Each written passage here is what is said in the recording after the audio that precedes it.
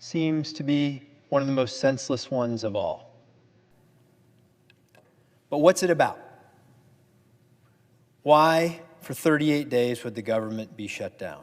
Well, I know this. On day one, sat in this chamber, listened to the Majority Leader John Thune explain to our Democrat colleagues, open the government, and we'll negotiate on any priorities you want to discuss. So those have been the ground rules from day one. It sounded fair to me. Seems like that's a fair way to do it. But apparently that was not good enough for my Democrat colleagues, some of them who said that the shutdown was necessary to provide leverage to get the policies they wanted to, and they needed to stand up to President Trump. Well, congratulations. Congratulations for setting the record for the longest government shutdown in American history. Hope you're proud. But it came at an enormously expensive price, a very, very high price. And for who is paying that high price? It came at the expense of your constituents. That's who. That's who is paying the price for the government shutdown. And the reality is this, though. President Trump was elected overwhelmingly by the majority of Americans just a year ago. He'll be in office for 3 more years. I know that for many of my colleagues, they don't like that prospect. But that's the reality. That's how we do this in America. We elect presidents every 4 years. And he was elected overwhelmingly by the American people. So I certainly hope, in standing up to him, you do not intend to keep the government shut down for 3 more years. For the process that you're using to gain leverage through your record-long government shutdown is at the price of the American people. They are the ones that are suffering from this, not the people in this chamber, the American people. They are the collateral damage for your leverage. That's who's paying the price for the political game. And who are the they? Who are the they that's paying this price? Well, they are SNAP beneficiaries who don't know if they'll be able to afford food. They are the TSA agents and air traffic controllers who are missing paychecks, some of them having to take other jobs. Probably some of them will soon need to resign because they won't be getting a paycheck and they'll need to find some way to put food on the table. And what's the result of that? Flights being canceled. It's disrupting lives of American people all around the country. That's the price of trying to gain leverage. Congratulations. The Capitol Police that protect this place and all of you, they're part of paying the price for this. They are going unpaid while they still remain on the job. The staff in this chamber, the staff that serves all of you to keep the floor open, to keep the clocks running on time, they pay the price. They're going without pay. Talked to a small business owner the other day who can't get their loan from the SBA. Small business owners are paying the price, and when they pay the price, so do their employees. In my own state of Ohio, 8,000 civilian employees were furloughed from Wright-Patterson Air Force Base. The people that protect our country, they are paying the price for your leverage. These are real people, not bargaining chips. They have real jobs. They have important things that they do to serve our country.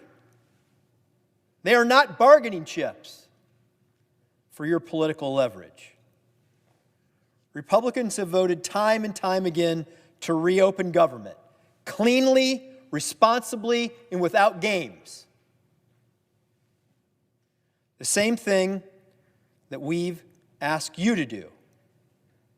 I've done it 14 times. My colleagues and I on this side of the aisle have voted 14 times to reopen the government. It's not unprecedented to pass a clean CR to reopen the government.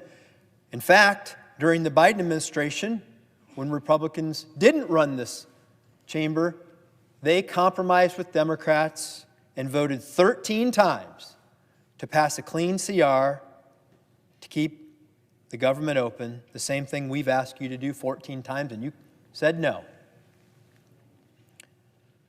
There's a way forward right now, though. We can pass a funding bill today, get workers paid, keep America running, and then pair it with the firm commitment that has been given to debate and vote on the policies that divide us. That's how grown-ups govern, by the way. That's how grown-ups are supposed to do this. We don't always get our way. We debate it, we fight for our values, and we vote. And sometimes we win and sometimes we lose. That's what the majority leader of this body, John Thune, who is a man of his word, has said he would do.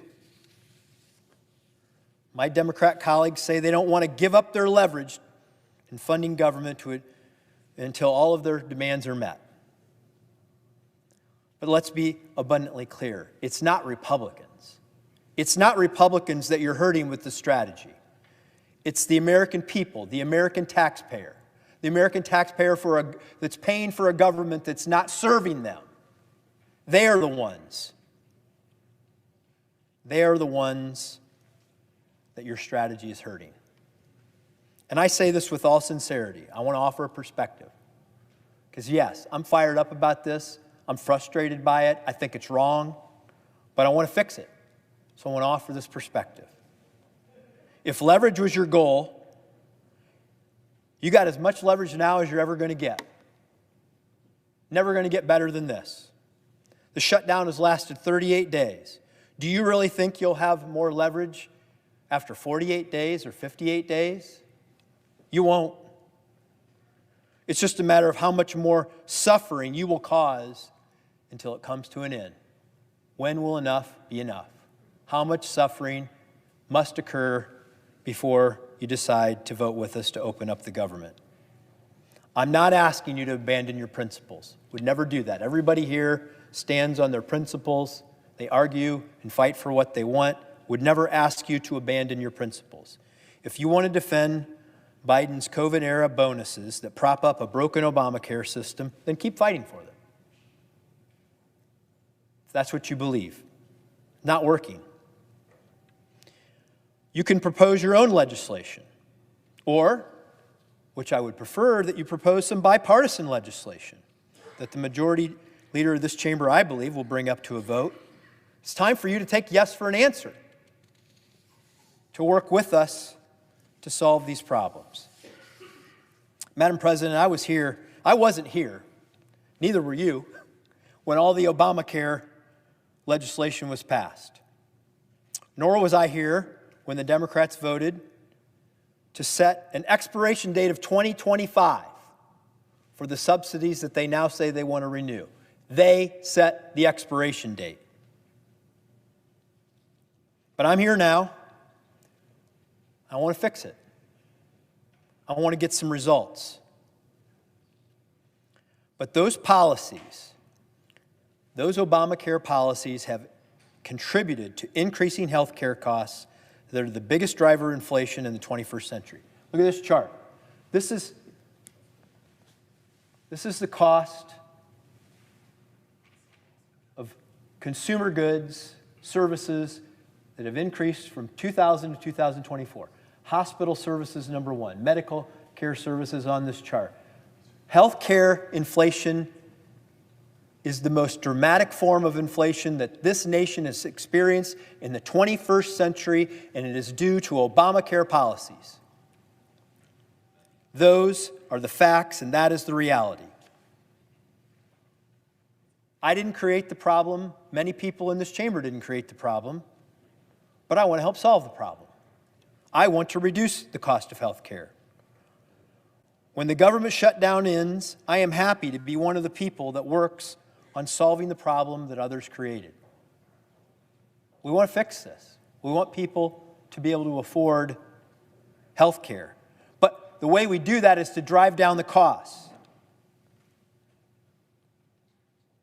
I want to work with anyone in this chamber that will change that, to eliminate the fraud that has filled up this ACA system, to target the benefits to those who truly need them, and to create an insurance market that doesn't rely on endless taxpayer subsidies. Create something that works. Reduce the costs of providing health care in this country. And I say this, for the love of God and country, stop making the American people suffer while we wait to do this. Bring it to an end. Open the government. Let's work together to reduce the cost of health care and make it more affordable. Because the truth is, you have no more leverage today than you did on day one. In fact, you have less, because there's less time to negotiate the items you claim to care about. There is less time today to negotiate it when this all started. So it's a matter of urgency. Let's get this done. Let's get the government open, and let's get to work. It's the longest government shutdown in American history. We can't change what happened in the past 38 days, but we can change the future. We can end this today, right now, today. We can end this. Let's get back to work. The American people expect their leaders to solve problems, not to stage them, not to create them, which is what's happened during this government shutdown. It's long past time to reopen the government, to restore trust, and to prove that the senators in this chamber can lead. That's the question that needs to be resolved, and it needs to be resolved today. It's time to reopen the government. Madam President, I yield.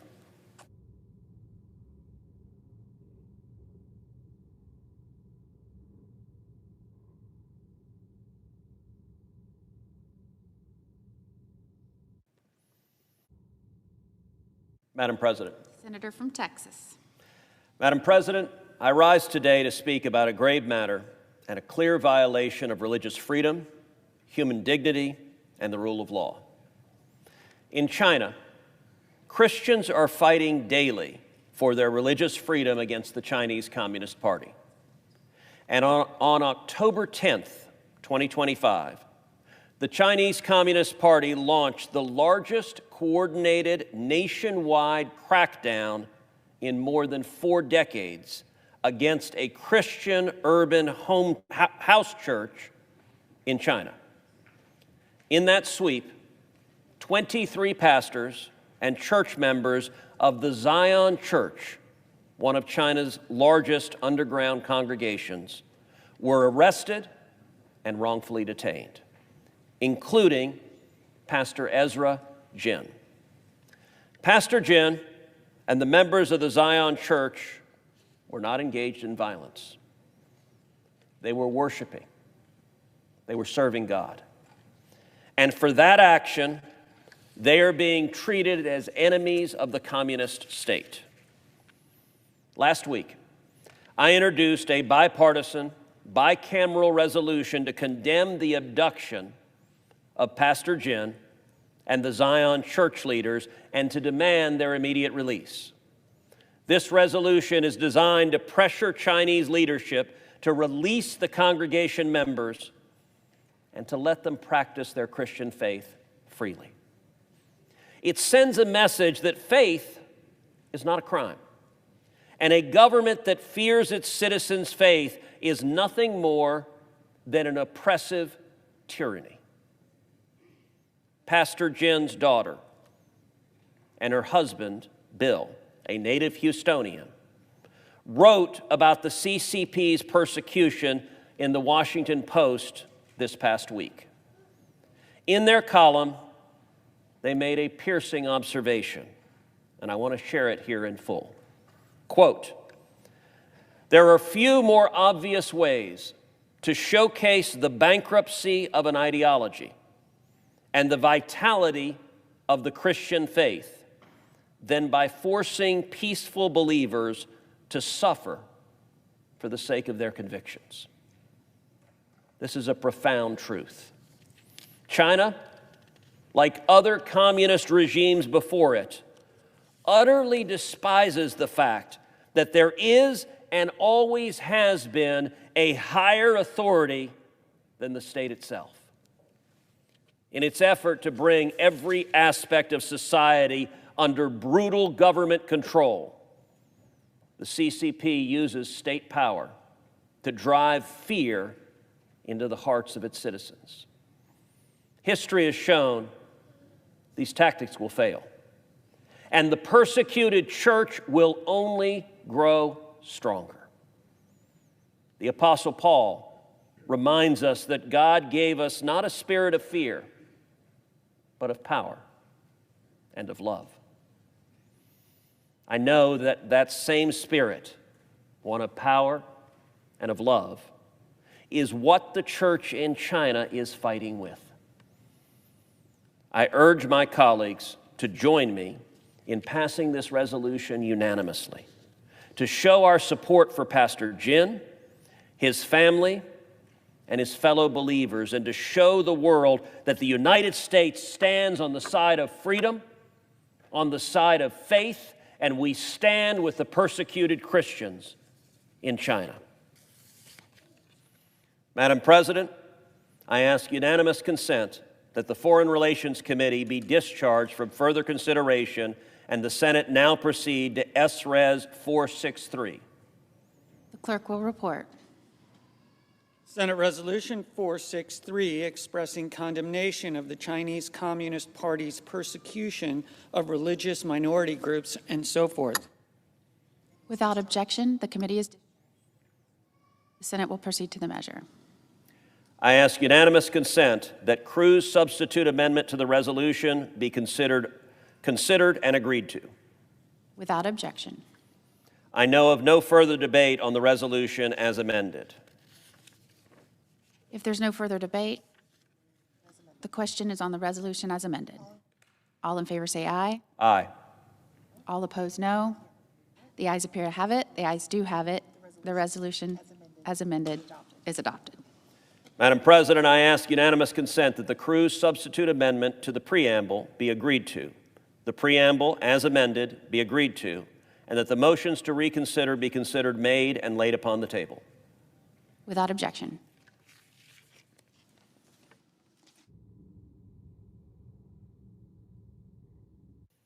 Madam President. Senator from Texas. Madam President, I rise today to honor a very special group of Americans, the soldiers, the sailors, the Marines, and the airmen who have fought bravely for this nation, but who have received the very highest distinction that any member of the armed forces can earn, the Medal of Honor. Since 1863, presidents of the United States have awarded the Medal of Honor to more than 3,500 of the bravest men and women ever to wear the uniform of this nation. Each one has demonstrated valor, gallantry, and heroism above and beyond the call of duty, with acts so selfless, so extraordinary, that they stand as beacons of courage for future generations. In 1916, Congress passed Public Law 6556, establishing the Army and Navy Medal of Honor roll and entitling each Medal of Honor recipient to a modest special pension of $10 per month for life. Over time, that monthly amount has gradually increased from $10 to $100 to what stands today at approximately $1,400 per month. But Madam President, let's pause and think about that. $1,400 a month for those who risked everything, their safety, their future, their very lives for freedom, for the opportunity for all of us to be here today. Today, there are 61 living Medal of Honor recipients. 61 men who faced unthinkable odds, who put their country before themselves so that the rest of us could live in peace. We cannot truly ever repay them. There is no sum, there is no medal, there are no words that can measure up to their sacrifice.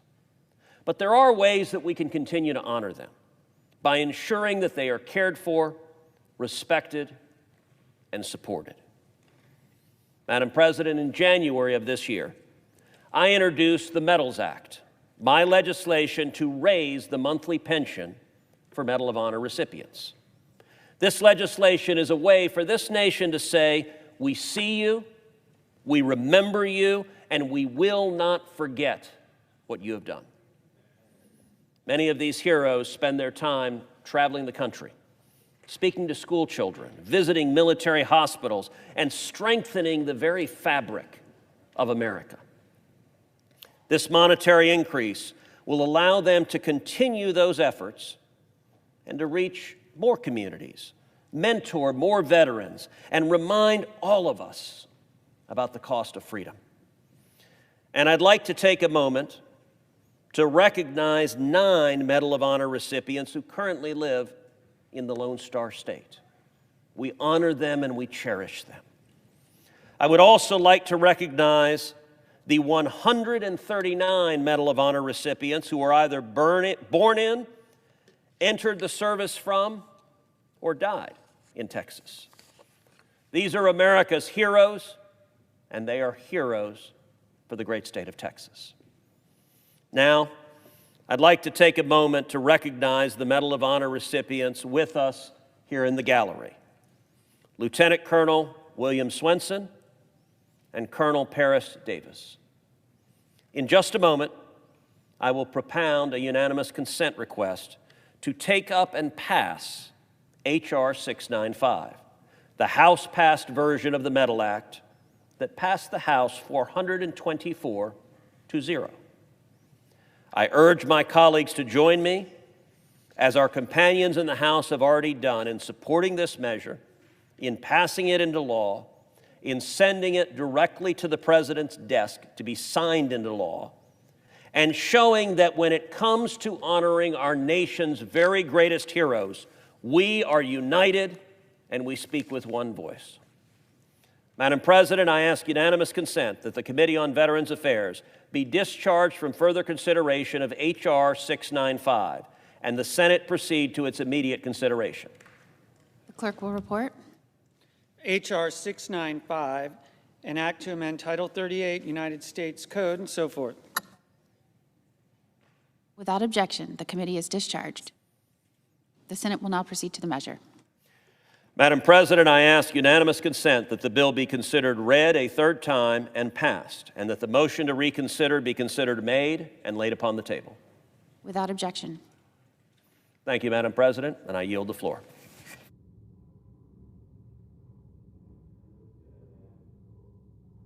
Clerk will call the roll. Ms. Also-Brooks.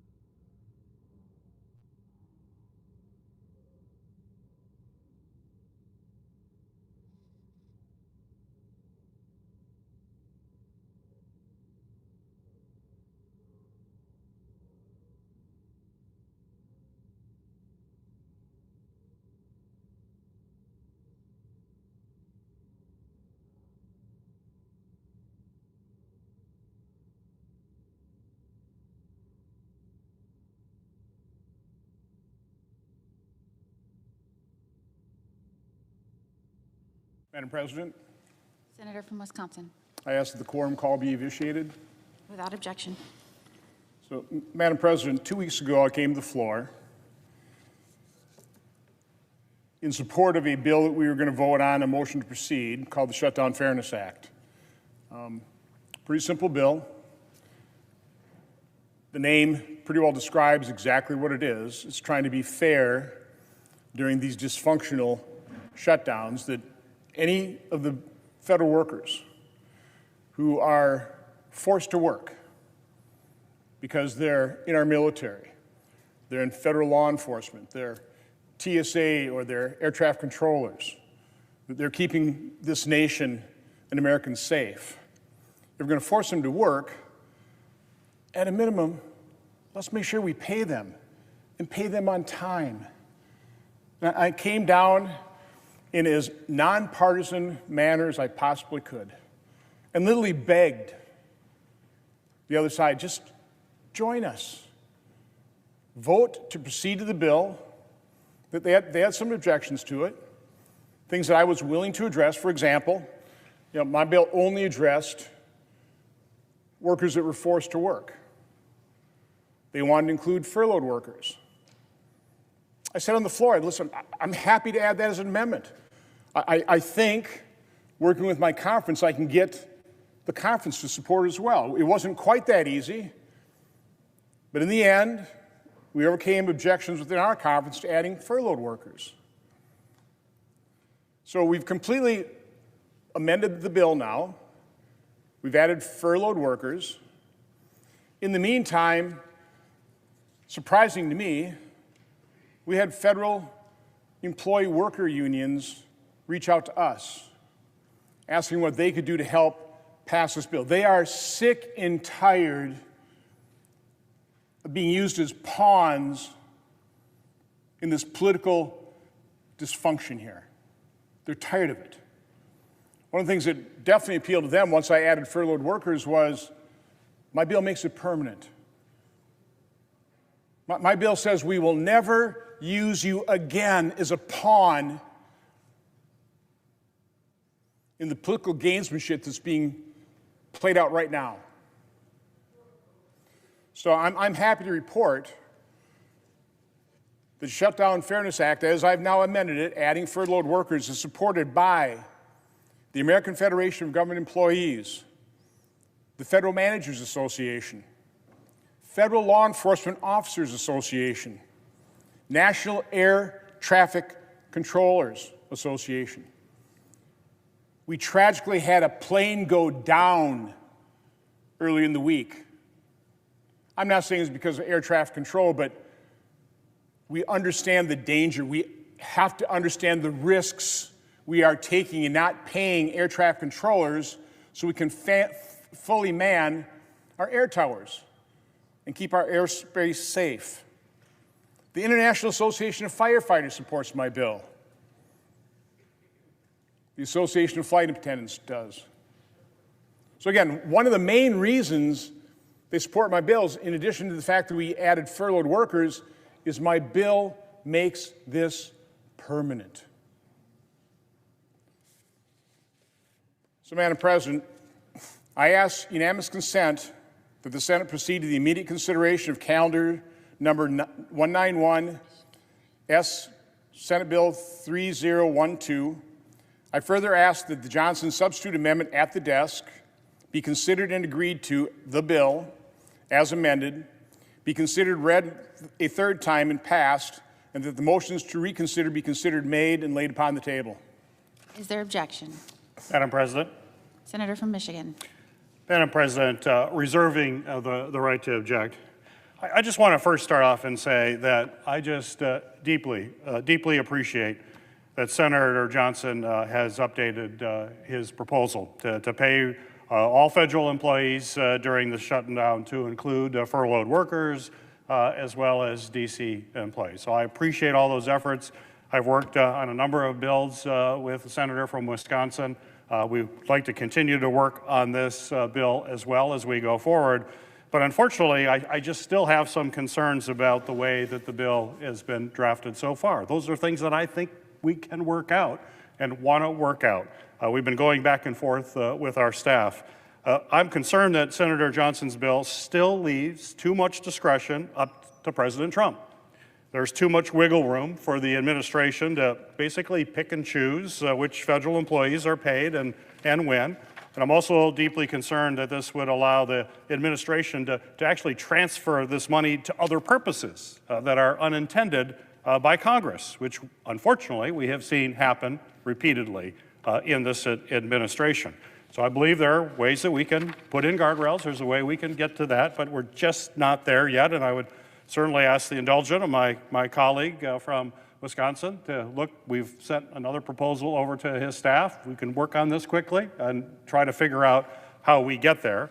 But in the meantime, I've also introduced a bill that would pay federal employees just for this shutdown without the additional powers to the administration. It's just basically a clean bill. No additional language, no complications, no wondering what does this actually mean. It's very straightforward. My Military and Federal Employees Protection Act would ensure that all federal employees receive the pay that they certainly deserve, allowing them to pay their bills on time this month. I've asked Senator Johnson to support my very simple proposal, which I think accomplishes most everything he wants to do, with the exceptions of things about giving the administration more power. I think we can agree on that, whether we can pay our troops and our federal employees, period. That would be my goal. So I will continue to work to this end, to work to end this government shutdown and address the health care crisis. But in the meantime, we must protect our hardworking federal employees. My bill is very straightforward. We could agree to that right now, and it's done. Federal employees are going to get paid without all the other extraneous language that's in the senator's bill. Therefore, I ask that the senator modify his request so that instead the Appropriations Committee be discharged from further consideration S3043, and that the Senate proceed to its immediate consideration, that the bill be considered read a third time and passed, and that the motion to reconsider be considered, made, and laid upon the table. Does the senator from Wisconsin so modify your request, his request? Reserving the right to object, Madam President. It's important the American public understands what's going on here. Again, I came down here 2 weeks ago. I modified my bill quite dramatically. Entered into talks immediately with the senator from Delaware and the senator from Michigan. Within those talks, again, 2 weeks ago, they were accusing my bill of giving the president all this additional authority. In discussions staff to staff, they admitted there is no additional authority I'm giving to the president in this bill whatsoever. This bill is completely silent on presidential authority in terms of who he can furlough. As a matter of fact, everybody's included. Every employee is now included. There's no discretion whatsoever in terms of who's furloughed, who gets brought back to work, who gets paid. They all get paid. The senator from Michigan is well aware of this. Those discussions, I'd say, petered out within a few days. I don't know, they were emboldened. They're just digging their heels in. They're going to continue this shutdown. Don't feel that they're getting blamed for it. Didn't have much pressure on it. Now, here 2 weeks later, they want to redline the bill. Well, in that 2 weeks, we've had our bill examined exhaustively by our leadership, by OMB, by the unions. Our bill is in a really good place right now. We've tried to think of everything. No federal employee would be excluded from this. The senator from Michigan says my bill allows the president to pick and choose. That's total hogwash.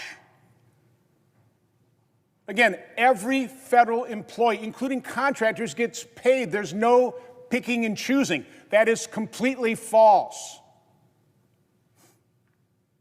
Money transfers, what is he talking about? More power? There's no power. It is completely silent in terms of presidential authority. These are false arguments. This is further evidence of the gamesmanship the Democrats are playing with people's lives. They are the party of big government. They've in effect taken a family member hostage.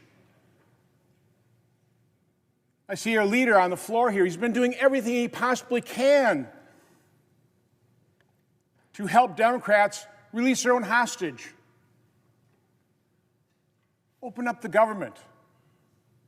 Once you do that, we're more than happy to talk to you about how to repair the damage done by Obamacare and transition to a system that works.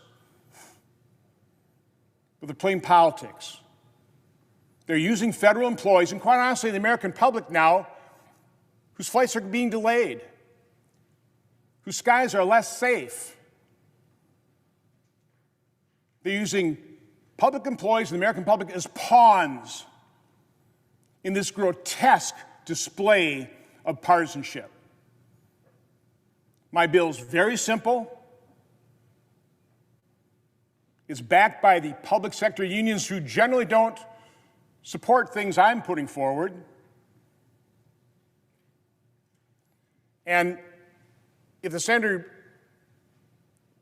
insists on objecting to this, preventing these people, these workers, these people who keep us safe from getting paid in this round, my guess is we'll take a vote on this to proceed to the bill. The problem with that is it's going to take much more time. If we could pass this by unanimous consent right now, we can send it over the House. The Speaker has already indicated if we pass the Shutdown Fairness Act, he'll bring his people back. They're on a 48-hour call. We could have this passed by Monday. Our skies would be safer again. Federal employees would be treated fairly. They would be paid. And they will never, ever be used as pawns in this kind of partisan, this grotesque partisan gamesmanship. So, Madam President, I will not modify my request. Wisconsin yield for Absolutely. Madam President, I'm trying to understand what's going on here, and perhaps the senator from Michigan can clarify.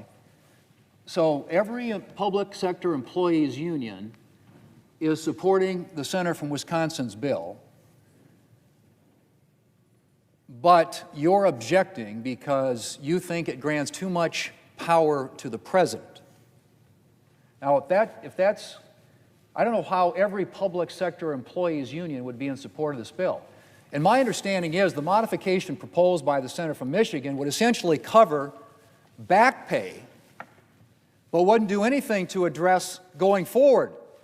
So in other words, we're going to keep federal employees hostage. So they might get paid for back pay, but starting tomorrow, they're not going to get paid again. And that means that in the future, they continue to be pawns. They continue to get held hostage. This is a straightforward approach that addresses that issue. And that everybody in this chamber who isn't getting paid, I can't believe people come down here and look these people in the eye when he's saying right here, we will pay them not only for today, but for tomorrow and for the entire year, and we won't allow them to be held hostage and be pawns in a political game in the future.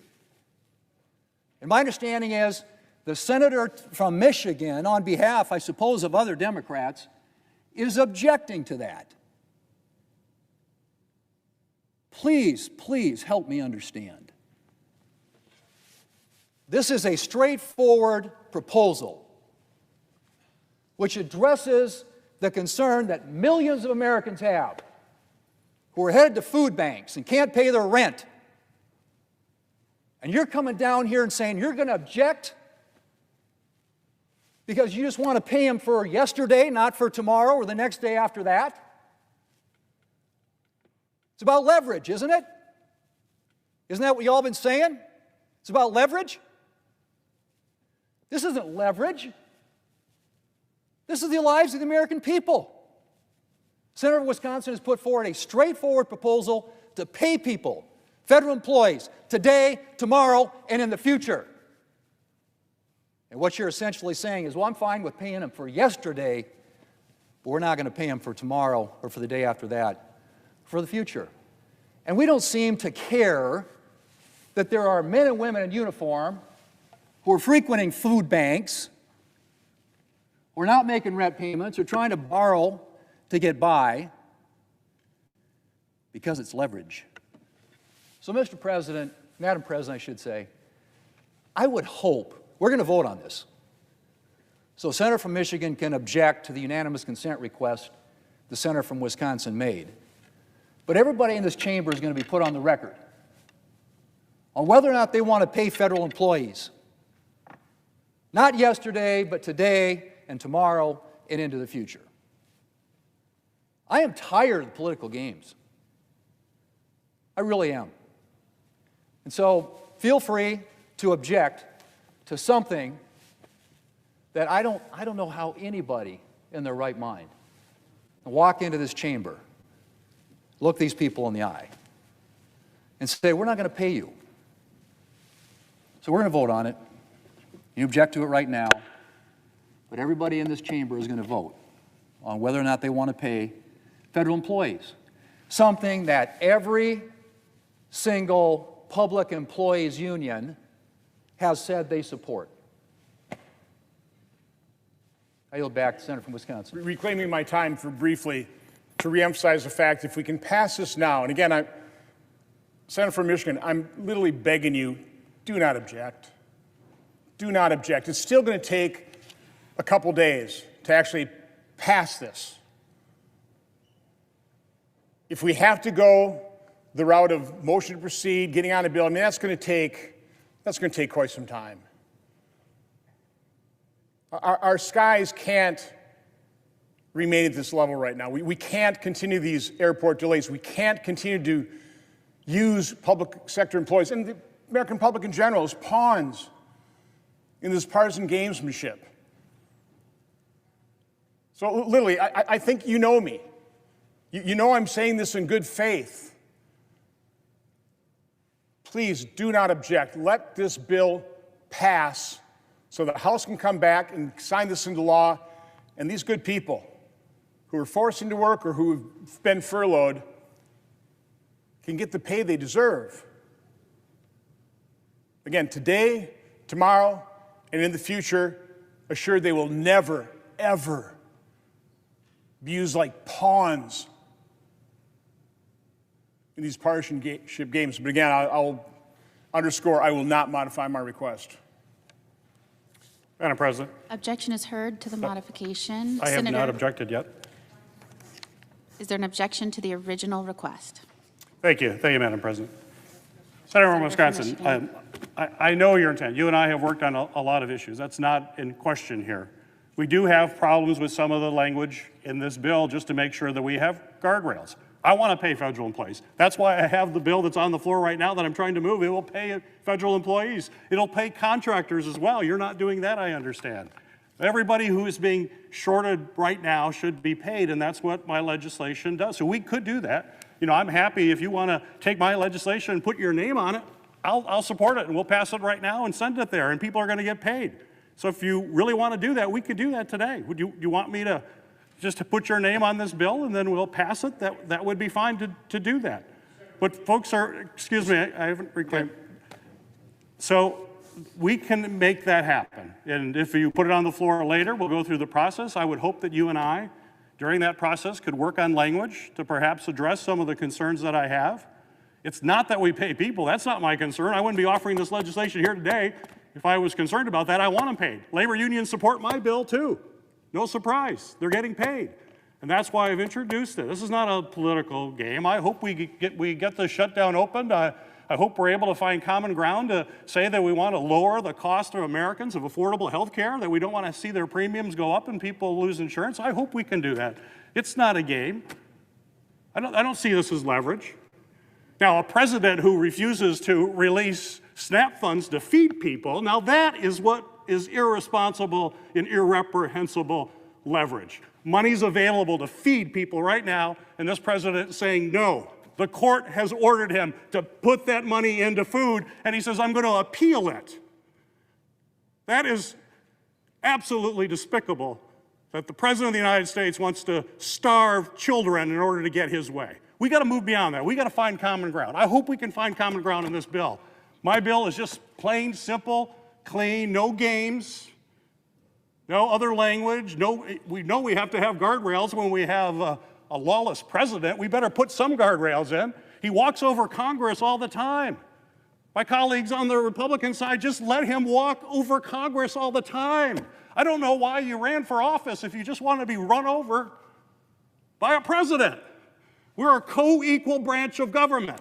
We're here to represent the people of our states. So let's work together, be thoughtful about this, understand that if Congress puts this law forward, it actually goes the way we want, and we don't have a president that basically thumbs their nose at members of the Senate and the House and do what he wants, and he knows the Republicans will say, oh, well, that's fine. We're just here to rubber stamp. That's what we're here for. So let's hope we can work together to get this right, pay employees. They should be. They have a right to that. And I think we can do this if we can get together and get beyond the rhetoric and games we're here and the leader that I heard. It's also on this side as well. So let's work together. Let's open up this government. Let's end this shutdown. Let's make sure people have affordable health care in this country. Let's make sure our employees get paid. Let's do all of that this weekend. I'm on board for all that. Hopefully we can get it done. Is there objection to the original request? Madam President. Objection is heard. Senator from Wisconsin. So again, let me correct, I hate to say falsehoods, just presented here in the chamber. My bill is completely silent in terms of presidential authority. The senator from Michigan, I know they wanted to put language in there to restrict presidential authority, but the fact of the matter is, and I made him well aware of this, that's a bill that would never be signed into law. So if you're serious about actually paying the workers, you'll recognize the fact, admit that my bill is completely silent. It does not add, it does not detract from presidential authority. There's nothing in the bill that does that. Secondly, we tried to come accommodations with a number of senators from the other side for a couple weeks. Pretty much fell on deaf ears. So again, I know it is unfortunate that he objected right now, and if we proceed and vote and actually get on the bill, and I hope at least we do that, that will take quite some time. So seeing as he's already objected, what I am happy to do, not happy, I'm very disappointed I'm going to have to do this, but we'll look at their language. If it's acceptable, and again, if he is doing anything with presidential authority, adding or detracting, that won't be signed into law. It's a fruitless exercise. But if we can accept their language, we'll look at it, and then maybe we can come back down here, do another unanimous consent request, and pass this today. That is what I hope we can do. So we'll look at the language. It's very unfortunate we didn't pass it right now, but maybe later this afternoon we can do so. With that, I yield the floor. President. Senator from Oregon. I appreciate that my colleagues from Wisconsin and Michigan are striving to find a path to make sure that folks are paid. Folks who are working should be paid. Folks who are furloughed should be paid. But here is the problem with the proposal from my colleague from Wisconsin. And that is we have a president right now that is violating the Constitution. Every time you hear the President of the United States say, hey, I'm ending that program because it's not in alignment with my priorities, or a cabinet member who says, we're going to kill those grants because they're not in alignment with the president's priorities. What you are hearing is an authoritarian statement in violation of the Constitution. So in recognition, we have an out-of-control tyrant in the Oval Office violating the Constitution. We have a responsibility right here to defend the Constitution. And that's exactly why my colleague from Michigan put those protections into the bill. If you have a president who chooses what programs are funded and not, that is an authoritarian country, and that's what we have right now.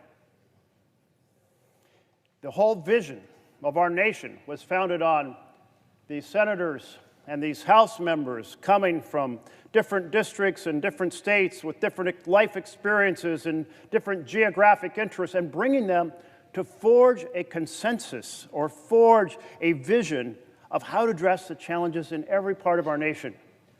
Not to have one person down Pennsylvania Avenue who knows a little bit about New York and a little bit about Florida, has a certain one point of view, be a tyrant. Martial law would be empowered by the proposal from Wisconsin. And that's why my colleague from Michigan was absolutely right to ensure we here in the Senate defend the Constitution. Thank you.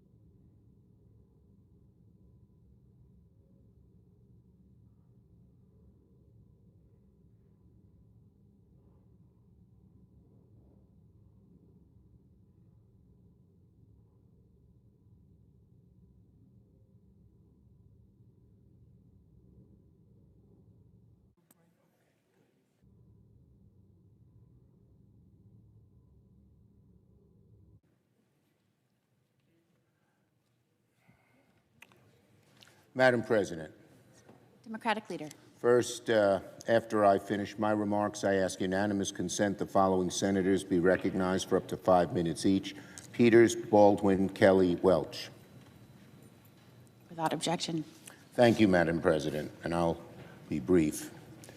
After so many failed votes, it's clear we need to try something different. What the Senate is doing isn't working for either party and isn't working for the American people. Democrats have said we must address the health care crisis, but Republicans have repeatedly said they won't negotiate to lower the health care costs until the government reopens. So let's find a path to honor both positions. Democrats would like to see an end to this shutdown, and we want to respect Leader Thune's desire not to negotiate on ACA until after the government reopens.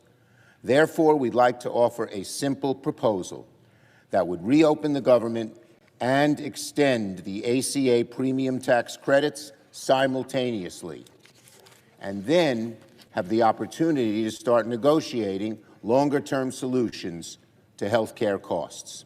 Let's do all three. I've spoken with my caucus, and Democrats are offering a very simple compromise. Democrats are ready to clear the way to quickly pass a government funding bill that includes health care affordability. Leader Thune just needs to add a clean one-year extension of the ACA tax credits to the CR so that we can immediately address rising health care costs. That's not a negotiation. It's an extension of current law, something we do all the time around here, as we all know. But we also offer this. Let's create a bipartisan committee that will continue negotiations after the government reopens on reforms, ahead of next year's enrollment period, to provide long-term certainty that health care costs will be more affordable. This proposal reopens the government and ensures working families who are shopping right now for their health care get certainty and financial relief. While open enrollment has begun, insurers can update their rates after we pass a simple extension of the tax credits.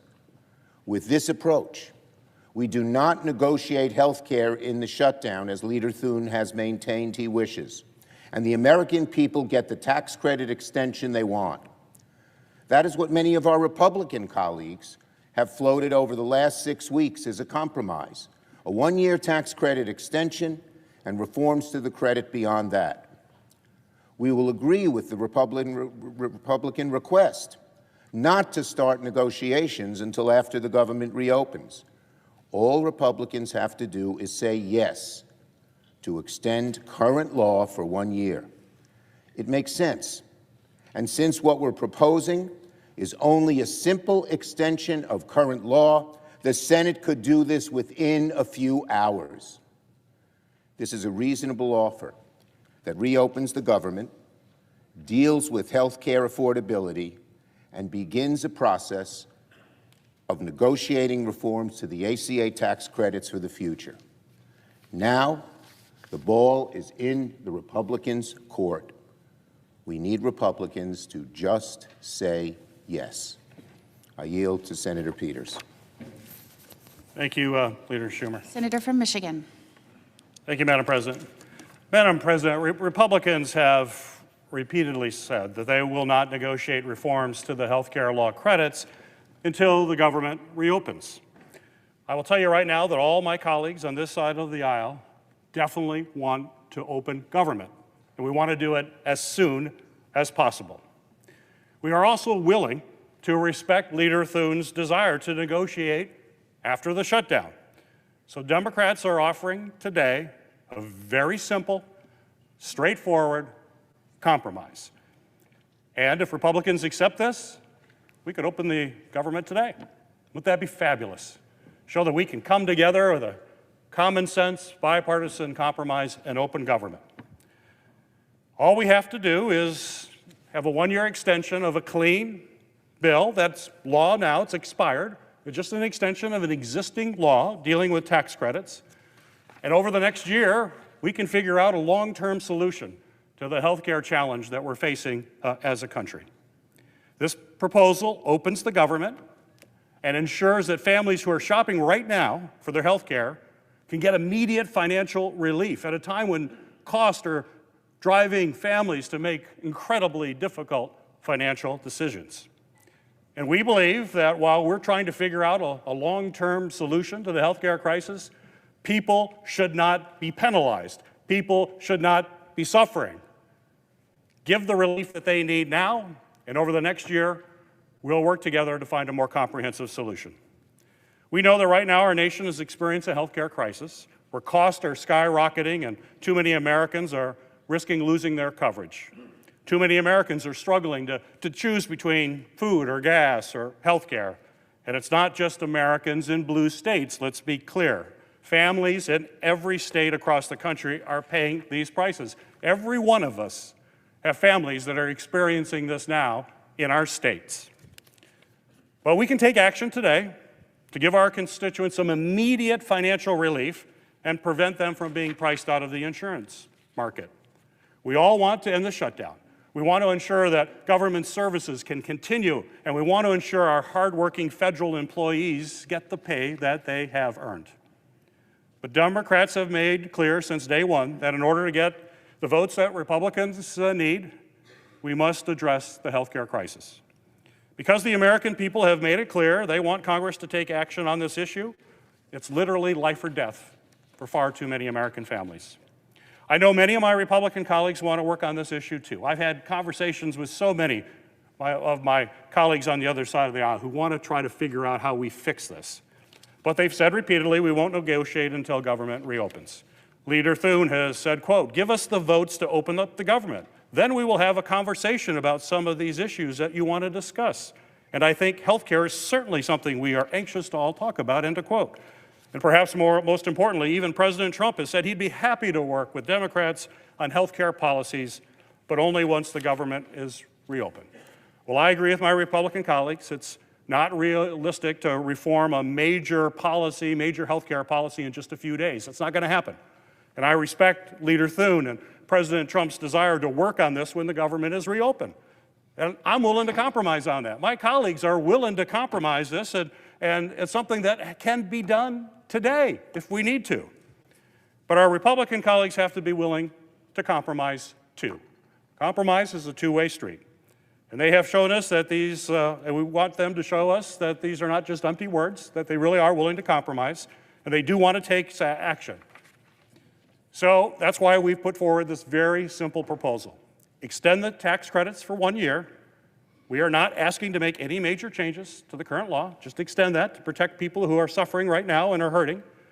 We're just asking to keep the credits in place for 1 year so that families can see some immediate financial relief from the costs that are going through the roof, so that they can make important decisions about buying their health care right now during open enrollment. This is live. People are dealing with this situation as we speak.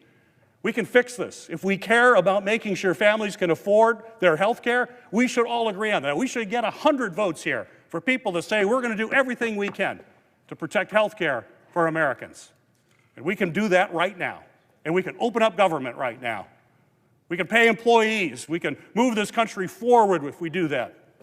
All we need is a very simple extension of a law that's already existed for some time. We know that from the start that any deal will ultimately have to be a compromise. It doesn't have to be unanimous. There'll be likely folks on both sides that may feel uncomfortable with this, and I get that, and that's the way this place works. But our proposal would try to work in a bipartisan way by creating a bipartisan committee that will continue negotiations on reforms ahead of next year's enrollment process. So we're not pulling the rug out from underneath families. We're going to do it ahead of time so folks know exactly what to expect going forward. So I'm telling you now, Madam President, if we vote for this compromise today, we could open up government. This could all be behind us. Families could get some certainty for their future for the next year while we look at long-term solutions. The government can open, but it takes all of us just to say, we're willing to compromise for the good of the country. My colleagues are standing here saying we are willing to compromise for the good of the country. I just hope my Republican colleagues agree. Mr. President, Madam President. Senator from Vermont. there's a lot of focus on what divides us, but the real opportunity here is what unites us. We're having a contest here with this shutdown where our side is very concerned about what happens to these tax credits. Your side is very concerned about using a shutdown as a tactic. I think we both have pretty valid arguments. And one of the reasons I think there's merit in our position is the reality that once the December 31st deadline arrives, people literally are going to lose health care. So what unites us? Both sides really do want to have all of government paid, and we want to be reopened. And both sides, I believe, want to make certain that the people we represent continue to have access to health care, that the health care they had in 2025, they're going to have in 2026. That won't happen unless we resolve this. And given the time crunch, the only way, as a practical matter, we can do something that helps the people you represent and helps the people I represent is extend what we have for another year. So it's not an overreach on the part of, say, folks who want a single-payer health care system. It's not overreach or diminishing any concerns folks on the Republican side, and by the way, on our side, have about the cost of health care. We are in a practical crunch where unless this United States Senate acts, the people we represent are going to lose health care. That's the fact. That's just the fact. It's the way it is. And we've talked about how those premium increases are going to spike. So what do we do in this situation where Leader Thune, who we trust, who we respect, is taking a position that we won't have discussions until we reopen government? Why do we object to that or have cautions about that? We trust Leader Thune. We trust our Republican colleagues. But what happens after it goes out of the Senate? We have no guarantee whatsoever it'll be taken up in the House at all. So the question that a farmer in Vermont would ask me at the end of any agreement is, Peter, what does this mean? Will I get my health care in 2026? And unless we have it where it's going to get a vote with some support from our colleagues in the House, the answer is I don't know, but I hope so. So we find ourselves with January 1st here, and that farmer, that small business person, not having health care. And again, this is the lament I have. What we're trying to do here, the folks who are going to benefit or not suffer are Republicans who voted for Trump and Democrats who voted for Harris and independents who didn't like either candidate at all. So we have an opportunity. And actually, we're the only people in the United States of America who have an opportunity. The only people, it's us, who've been entrusted by the people who we represent with their vote to solve this problem. And what I think is being proposed has a quality that's rare around here. It's restraint. We're not trying to overreach. We're just trying to say, maintain the status quo so that the folks in America who are getting their health care with the help of some tax credits will continue to have that health care in 2026 as they have it in 2025. So I hope we can come together for this temporary fix.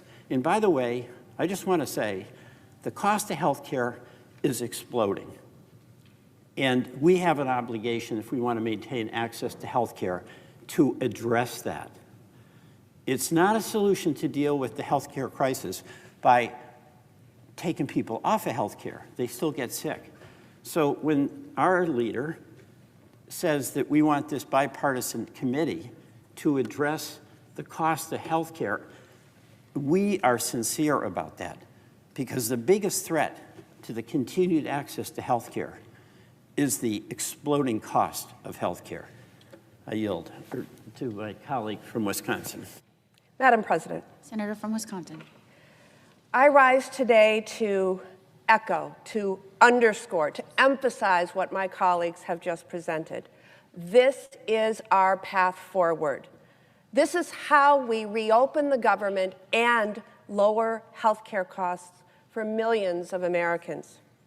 This is what compromise looks like. Look, if I had my way, we would be making these enhanced premium tax credits for working families permanent. But I understand that we can't get everything that we want. That's how compromise works. And that is what our constituents expect that we do when we come here. I know that giving relief for the 275,000 Wisconsinites who are shopping online at healthcare.gov for healthcare as we speak, I know that this relief is urgent, just like it's urgent that we reopen our government. I've had so many conversations with my Republican colleagues here in the Senate. I know that so many of them have expressed privately that they are supportive of a one-year extension of Affordable Care Act tax credits. You know, they're hearing from their constituents who will no longer be able to afford their health care also, just like we are. So I hope my Republican colleagues can join us in voting to pass this proposal so that we can finally put this shutdown behind us and allow 22 million Americans to rest easier, knowing that their health care costs are not going to double, triple, or even worse. That I yield to the Senate. Madam President. Senator from Arizona. Madam President, for more than a month, I've been here in D.C. fighting to keep health care costs from spiking for my constituents. And for more than a month, I've been hearing from people I represent about what their health care costs now and what it will cost if these tax credits are allowed to expire. People like Leslie from Buckeye, who's a diabetic and whose premium is about to go from $600 a month to $1,000 per month. And people like Jessica from Yuma, her and her husband currently pay $560 per month for them and their 3 kids. That's going to go to $3,100 per month if these tax credits are not extended. And for more than a month, I've been waiting for the President or Republican leadership in the Senate to sit down with us and try to figure this out, or even show that they care about the millions of Americans in our states who are in the same boat, people like Leslie and Jessica. Now, that hasn't happened. The President, as far as I can tell, has spent about 1 hour in the Oval Office with congressional leadership on this issue. 1 hour in 37 days. He has spent more time talking about his ballroom and on 2 overseas trips and at a costume party at Mar-a-Lago and, of course, on the golf course. The House of Representatives, they've been on a 7-week paid vacation. They are not even pretending to care about these rising health care costs. And the Senate, not much better. Week after week, the leadership of the Senate breaks for a long weekend, all while Americans are suffering. And they're suffering even more because Donald Trump is using them as pawns in this fight. He's still trying to illegally withhold SNAP benefits from hungry Americans, including children, to use as leverage. Donald Trump's official position on the government shutdown is that he will let hardworking Americans go hungry until we give in to his demands to let health care premiums go up dramatically for millions of Americans. Now, is that the position of my Republican colleagues? I keep hearing from many of you that you want to do something about this, but you say you can't negotiate. Not now. So let's just lay it out here. We need to extend government funding to reopen the government. But we also need to extend these tax credits so millions of Americans can actually afford their health care. So let's do both. No gimmicks, no changes. Let's reopen the government. But we can do that knowing that Jessica and Leslie and a whole bunch of other people that we represent can take their kid to a doctor and fill their prescriptions for another year. There is no reason why we can't agree on this. If you want to reopen the government and you want to help keep health insurance premiums from spiking, then let's do it. But if you say no, if you say you can't vote for something like this, well, let's just be honest about it. Tell the Jessicas and Leslies in your state that they're not going to be able to afford their health care anymore. Tell them that Donald Trump thinks that they should go to a food bank for groceries so they can have something to eat. Now, Madam President, I also think we need to be perfectly clear about why we are here and how we got here. All of this we have discussed over the last month is because Donald Trump and Republicans in the House and Senate wanted to give a big, giant tax cut to the wealthiest Americans, a $4 trillion giveaway. And again, Madam President, we want a deal. We can choose to fix this so Jessica and Leslie and millions of others can afford to have basic health care. I yield the floor.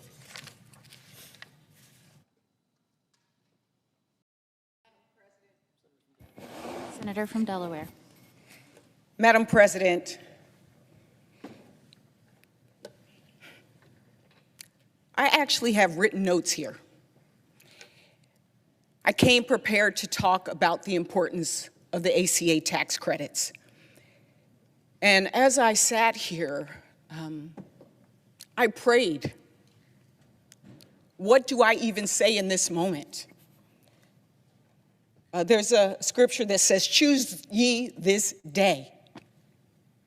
Today, we have an opportunity to make a choice. We have an opportunity to do something that is so plain and so simple. There's a book in the Bible called the book of Habakkuk. A lot of people don't even know it. It's like three chapters. And in it, it says, we always hear how long, not long. No, in it, it says long. It says pain. It says corruption. It says suffering. But what it does say is make a plan and make it plain. So what we come today to say is we have something that is plain and simple and will lift up America. And that is the opportunity to both open the government and restore people's health care. It's that plain, it's that simple. We're not saying you're better than us and we're better than you. We're saying link them together on behalf of the American people. It's a sad day in America when people have to choose between their health care and housing, or their health care and food. We're not in a pandemic. There are no wars on our shores. This should not be a hard time for us. We are not without resources in this country. And so today, as many people are being priced out of the American dream, I ask my colleagues, come to the table, work with us. I'm so proud to be one of the freshman class, one of the most diverse classes in the history of this chamber, with Alyssa Slotkin, with Ruben Gallego, with Adam Schiff, with Andy Kim, and my sister Senator Angela Alsobrooks. 5 of the 6 of us came from the House of Representatives. And so for us, it's almost like we have a foot in both worlds. And for us, this proposal is an opportunity to not only pass something here, but to pass something in the House that becomes a law. and that gets something for the American people.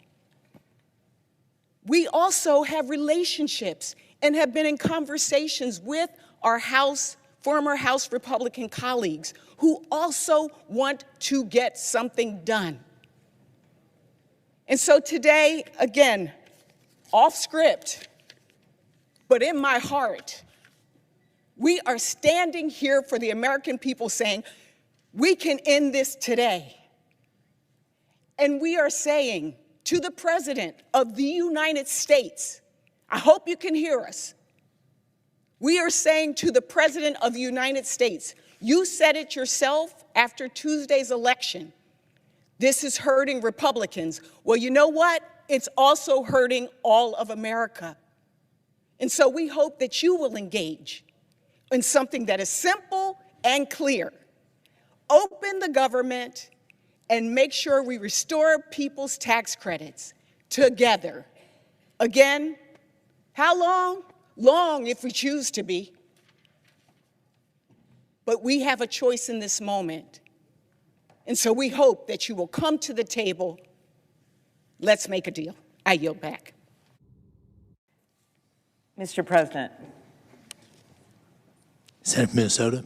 Mr. President, I thank the senator from Delaware, wise words, and I thank Senator Schumer, all our colleagues that have gathered here today. We truly come in good faith. I thank our Republican colleague who is listening to us right now and for the good work that he has done in trying to bring people together. And we know there's a number of our colleagues on the other side of the aisle who've been working diligently with Democrats to try to resolve this. And we come in good faith because we know this isn't a blue state or a red state problem, it's everyone's problem. When we look at the people who are on these Affordable Care Act plans, they tend not to work at big corporations. If they did, they'd have health care. They do have health care. They tend not to work at government, local, state, federal. They tend to have health care. They work at small businesses. They are entrepreneurs, like the woman that I spent time with last weekend in Eagan, Minnesota, who has one employee, and she's so proud of her business. She's been doing better. And he had cancer a few years ago, and he got through it. He's married, has kids, and that plan, she pays for 75% of the premiums, her only employee, and he pays for 25% of the premiums. And she just looked at what would happen, and she thought, I don't know if I can keep them on. They're going to double. Those are the people we're talking about. Farmers and ranchers, 27% of the farmers in our country are on this kind of plan. So these are people that are just on the margin so much because they've decided to go out on their own and be entrepreneurs. Or when I talk to my rural hospitals, they tell me how the people who are on these plans, if they can't afford a doubling or tripling of the premiums, which is what we're seeing right now with the numbers that came out on the marketplace, if it's doubled or tripled, they'll just drop their plans because they've still got to get groceries, they still got to pay the mortgage, so then they're going to drop their plans, and then the rural hospitals, who are already just hanging on, aren't going to be able to make it. So it's this all of a mix of things that I think would defy people's predictions of who's depending on these plans, and I think we're starting to hear from them now. So we have this opportunity. This is really, I'd say, a practical plan. It looks at what we need to do to open the government again. It looks at the work that's been done by our great leaders in appropriations. And it says, okay, what can we do about health care right now? We disagreed with the bill that got passed this summer on our side, but what can we do right now? And what we can do right now is stop this doubling and tripling of these health care premiums. And it's not something that's going to help in the end of December or January. It's a now thing. They're making their decisions now. So that's why we came forward with a lot of people in our caucus, as you can imagine, having differing views and wanting more with good faith. But we figured this is a good idea so that we can, one, help these people in all our states, and then two, look at reforms. We are open for reforms, and then these reforms would have to be done before these tax credits expire at the end of next year. but it will get us through this, and most important, it'll get people through it, like Elizabeth of St. Peter, Minnesota, who told me, I have no idea how I'm going to come up with the extra $200 each month. This is what's happening. People who are terrified of what's going on. So we have this moment in time. We're ready to work through the weekend. We hope our colleagues are as well. So let's get to the table. I hope the president comes and meets with us. The amount of money we're talking about here is about the same as the money that went to Argentina. I'm not going to relitigate that, but it shows what we could do and why we could do it. So let's get it done. Thank you.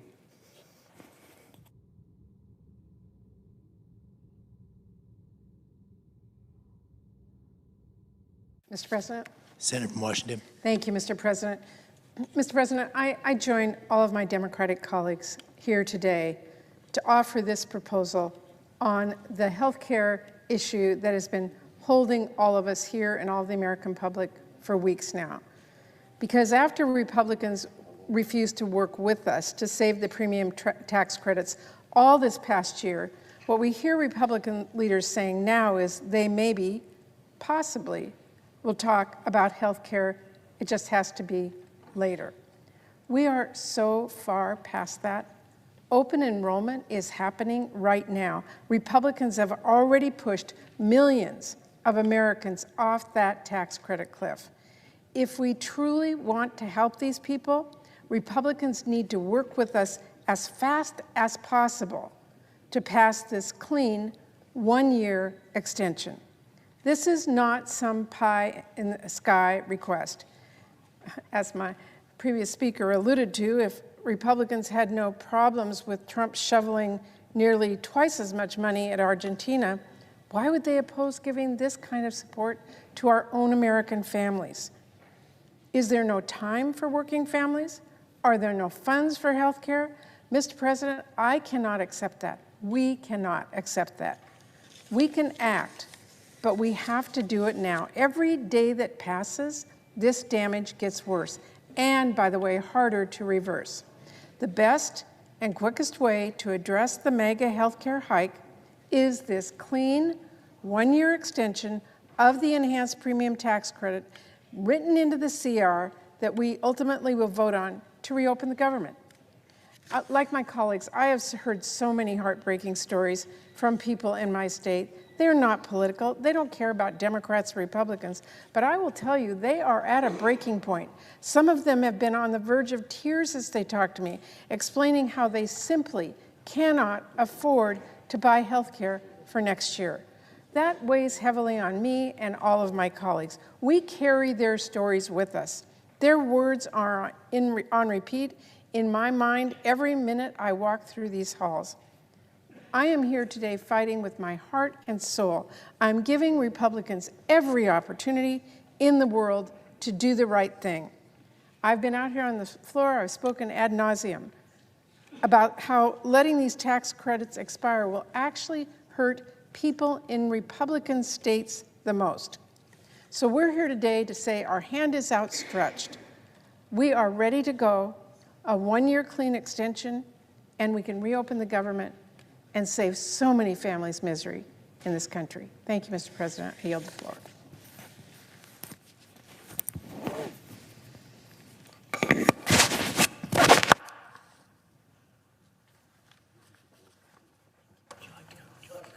Senator from Colorado. I speak today to echo the sentiments of my fellow members of the caucus. This is a moment where, at least in Colorado, we hear stories every day of people faced with the challenge of whether to pay their rent or to make sure they maintain their health care. People who have pre-existing medical conditions that are worried that if they go off their health care now, they might be pushed into a circumstance where they can only receive attention in emergency room situations, defeating the purpose of their treatments. By going forward and taking a one-year extension, nothing new, but just a one-year extension, we allow all those people in Colorado and across the country to sort through their health care issues, to re-equilibrate, and to make sure that they are not left out in the cold. And I think that's the The key here, we're looking at tens of millions of people that will either lose their health care or have dramatically significant increases in the cost of their premiums if we do nothing. So I hope that we can come together and move forward with this clean CR with the extension of the subsidized tax credit for the ACA. Thank you. I yield the floor.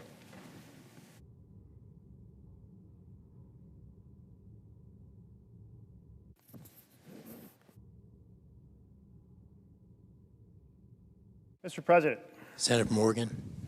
all across our country, in every congressional district, in every corner of every state, families are suffering. They're taking a look at what it's going to cost to buy health care for this coming year. And they're going, wow, I won't be able to afford that. I guess I'll go without. And we know what happens when people go without health care. And this is clearly not something that is a blue issue or a red issue. It's an issue for every family, affordable, quality health care. And I know it's not just a concern held by Democratic senators, it's a concern held by Republican senators. So we have a common desire, Democrats and Republicans together, to address this concern. I think about some of the folks who have written in from my home state, and I know my colleagues on both sides of the aisle are getting the same letters and the same phone calls. Eric in Corvallis got a letter that his insurance premium is exploding from $183 to, get this, $1,588. Wow, that's, well, roughly a 7-fold increase. I heard from Leah in Eugene, whose monthly payment is going from $462 to $1,438. 3-fold increase. And Stacy in Lincoln City seen an increase from $1,300 to about $3,200, almost a $2,000 increase. So those stories are everywhere in our country. And there is so much work we can do on health care together. The President has said, let's negotiate on those complex issues after the government is opened. And those complex issues, they may be things like the cost-sharing reduction program. They may be things like, how do we lower the cost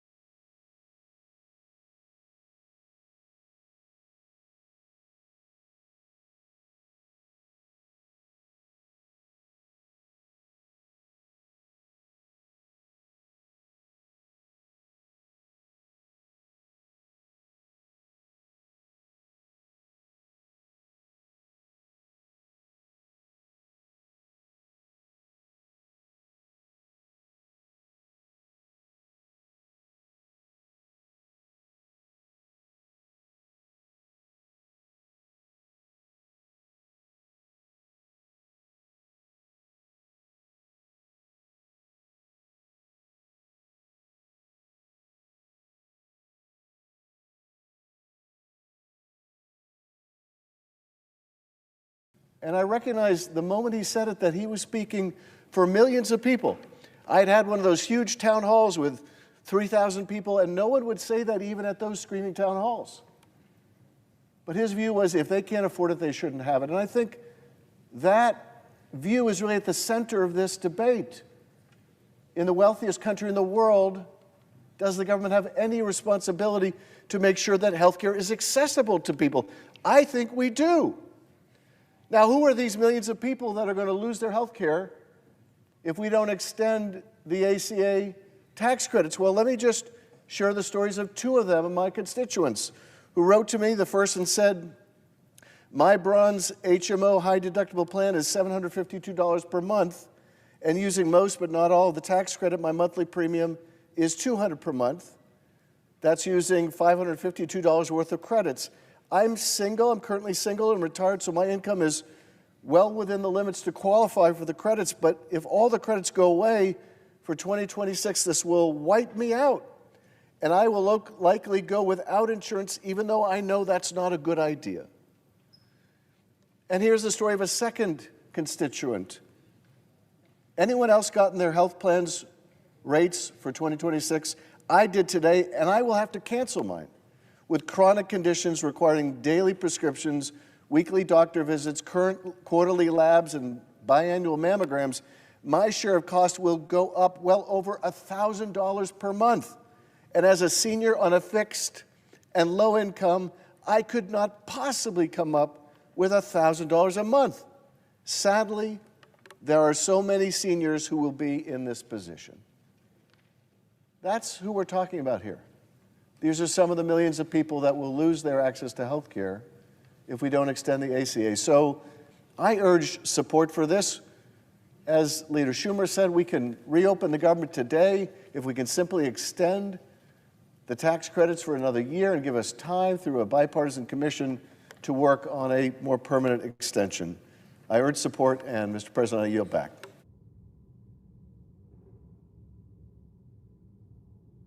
Senator from Connecticut. Thank you, Mr. President.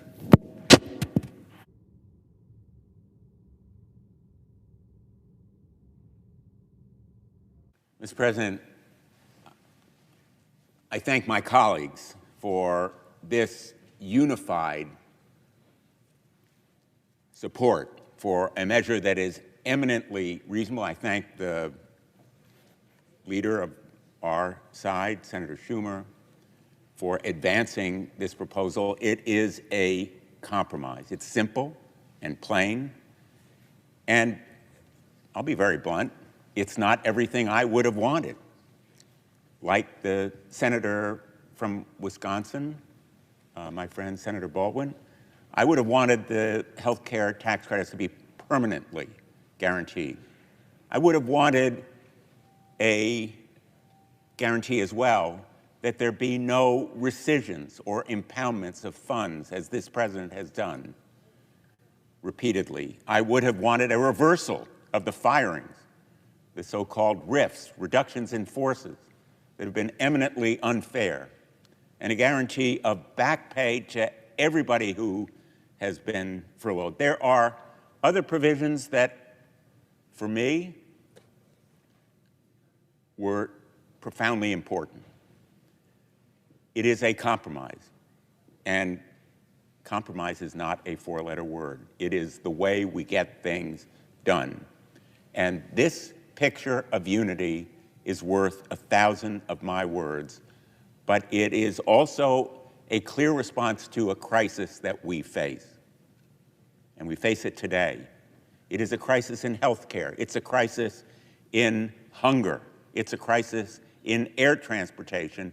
And for millions of Americans, it's a crisis of affordability. Nobody in America needed Tuesday's election to tell them that the costs of rent and electricity and food and all the other necessities in life are spiraling out of control. And yes, healthcare costs are spiraling out of control. And they are at the kitchen table right now across America, looking at the exchanges, and concluding they simply can't afford those spiking premiums, multiples of 3 and 4 times, and at least twice what they were paying.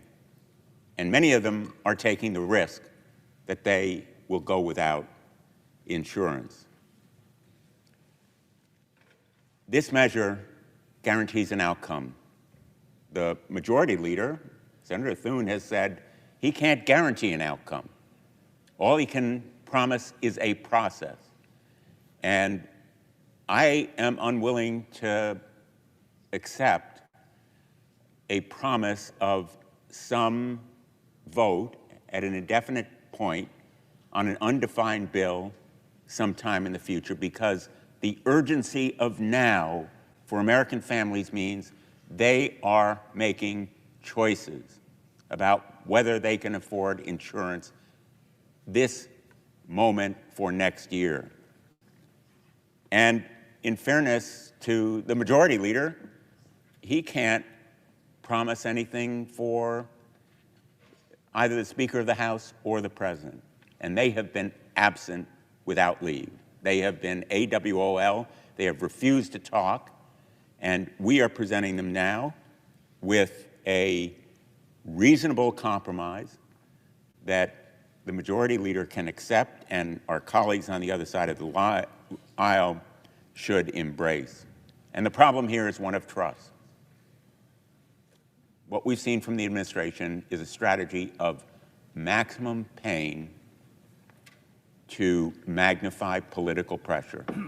In just minutes from now, in the United States Court of Appeals for the First Circuit, this administration will argue that SNAP benefits should be ended after the president himself promised that they would be paid in full in compliance with the district court orders in Rhode Island and Massachusetts. There's no way to trust that SNAP benefits will be provided without a guarantee from the courts. The urgency that we face is also in air transportation. We all want people to be able to reach their destinations safely. It has to come first, and we need to make sure that the TSA and air controllers are paid. They are heroes for having worked for so long without pay. We need to stop the madness of this trend line.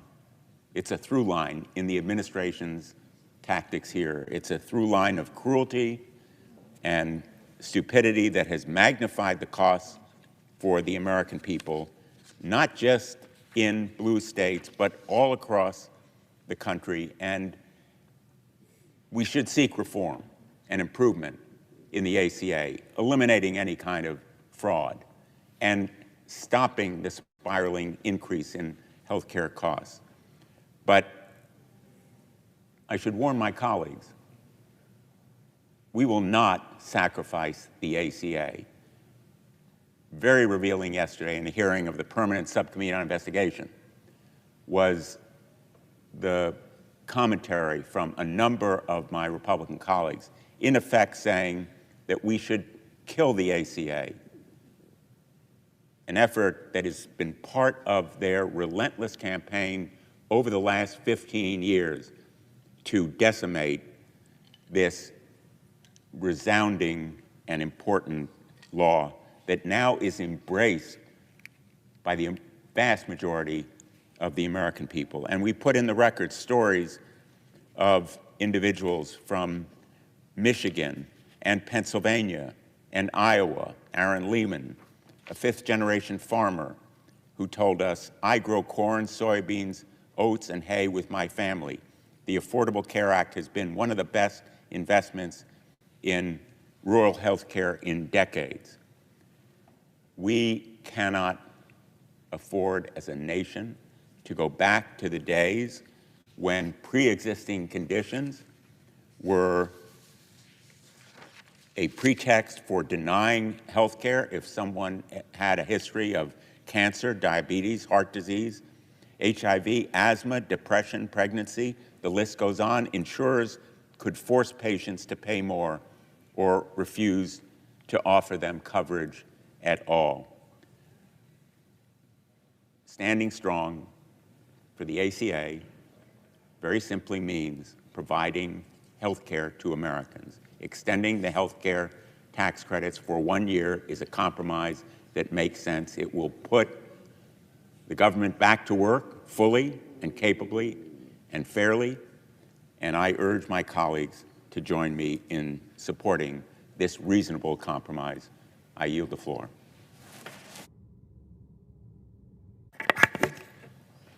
Mr. President. Senator from Vermont. Thank you. Mr. President, we are now in the 38th day of a government shutdown. That means that federal employees all over this country who have to feed their families are not getting paychecks. It means that air traffic controllers are forced to work crazy hours, and we worry about the safety of our flights right now. We worry about Capitol Police officers right here in D.C. having a hard time feeding their families. These are hard-working people who are doing important work. They deserve respect. They deserve to be paid. This shutdown must end as quickly as possible. And on top of the fact that we have hundreds of thousands of workers not getting paid, we now have a president who, for the first time in the history of this country, is willing to allow our kids, low-income, working-class children, to go hungry in order to try to make a political point, a point, by the way, that the American people are seeing through. Mr. President, the cause of this shutdown is not complicated. For the first time in ever, the majority party in the Senate, which needs 60 votes to pass a budget, is refusing to negotiate. It is their way or the highway, take it or leave it. We got the majority, we're not talking to you, despite the fact that they only have 53 votes. And to make the situation even more absurd, and to show the American people the contempt in which the Republicans hold for negotiations and democracy, you got a Speaker of the House who has now given his members a 6-week paid vacation. Country is in the midst of a major crisis. Republican members of the House are nowhere to be seen. They're on a paid vacation. And if that doesn't tell you everything you need to know about whether Republicans are willing to negotiate, I don't know what will. Mr. Speaker, everybody in this country knows that our current health care system is broken. They know that we pay by far, not even close to the highest prices in the world for health care, while some 85 million Americans are uninsured or underinsured. They know that we are the only major country on earth not to guarantee health care to all people as a human right, something which must change. And what they also know is that Donald Trump and the Republicans, through their horrendous big, beautiful bill, are making a broken, dysfunctional health care system even worse, taking it to the verge of collapse. That legislation is doubling premiums for over 20 million Americans who are in the Affordable Care Act exchange. And in my state, we are hearing from Vermonters who are being asked to pay a tripling of their rates and even a quadrupling of the rates. Who, in God's name, at a time when health care costs are already so high, can afford a doubling, a tripling, or quadrupling of their rates? That is insane. Nobody in my state, or I expect in this country, can afford to pay that. Further, that big, beautiful bill would throw 15 million people off the health care they now have as a result of massive cuts to Medicaid and the Affordable Care Act. According to studies, that would result in some 50,000 Americans dying unnecessarily every year. Low-income, working-class people who have chronic illnesses who will no longer be able to get health care. That is what we are being discussed. Anybody think it's a good idea to allow 50,000 of our fellow Americans to die unnecessarily each year. And all of this is being done in order to give $1 trillion in tax breaks to the 1%. No, Mr. President, I do not believe that Elon Musk and Mr. Zuckerberg and Mr. Bezos and the other multi-billionaires deserve $1 trillion in tax breaks in order to throw 15 million Americans off the health care they have and double premiums for over 20 million Americans. I don't believe that. The overwhelming majority of Republicans, Democrats, Independents don't believe that either.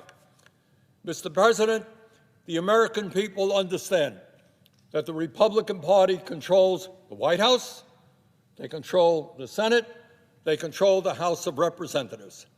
And understandably, for that reason, poll after poll shows that Americans hold the Republicans accountable for this shutdown. But it's not just polls.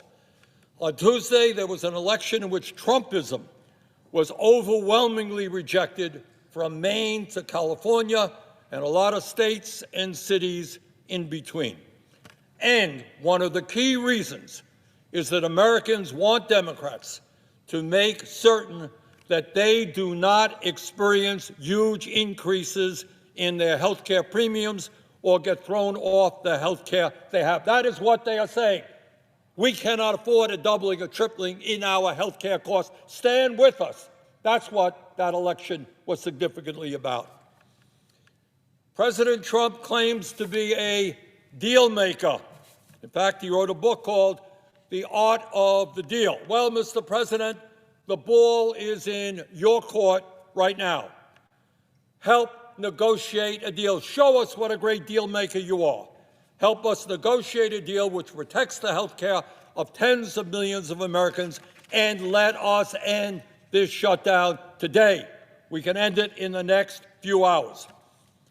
So, Mr. President, that is what this struggle is about. That's what this shutdown is all about. It's whether Republicans succeed in making a broken and dysfunctional health care system even worse by making health care unaffordable for working class and middle class Americans. It's about whether millions of our fellow Americans no longer have health insurance and that many of them will die unnecessarily. So, Mr. President, we are hearing right now, every one of our offices are hearing tragic stories of families having to decide whether they can pay for their parents' cancer treatment, for example, or whether they will see a parent die without that life-saving care. There are millions of Americans now dealing with chronic disease.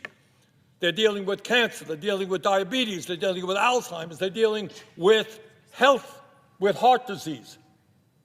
And they are wondering, if they get thrown off the health care, premiums go so high, how are they going to stay alive?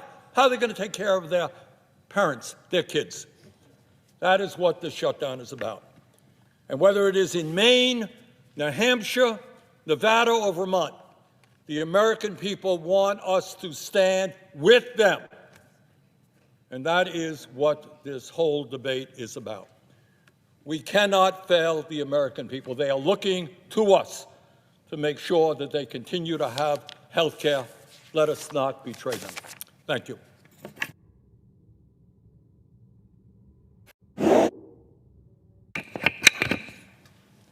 Senator from Washington. Mr. President, I actually like good local journalism.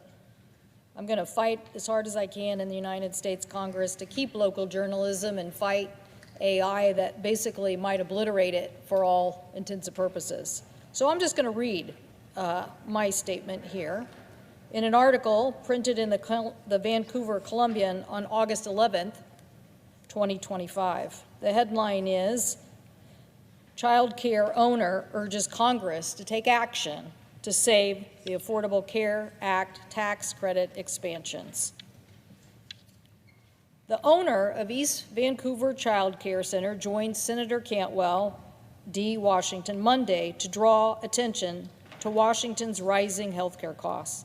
The two spoke at a news conference at Tree Hill Learning Center on East 196th Avenue, along with representatives from the local insurance agency and the workforce Southwest Washington. Washington's insurance commissioner said that in May, the 14 health insurers in the state were seeking a rate increase for next year, and the proposed increases for plans sold on the individual health insurance market averaged 21% and ranged from anywhere from 9.6% to 37.3%. The office expects premium increases to affect 300 people statewide. Dana Christensen, the owner of Tree Hill Learning Center, said this isn't the first time she has faced rising healthcare costs for her 2 Vancouver child care facilities. Each year, I face a difficult decision of how much this rate increase, currently 24%, do I take on and absorb, Christensen said. How much do I pass on to the employee? How much do I pass on to the families in the form of higher child care tuition increases?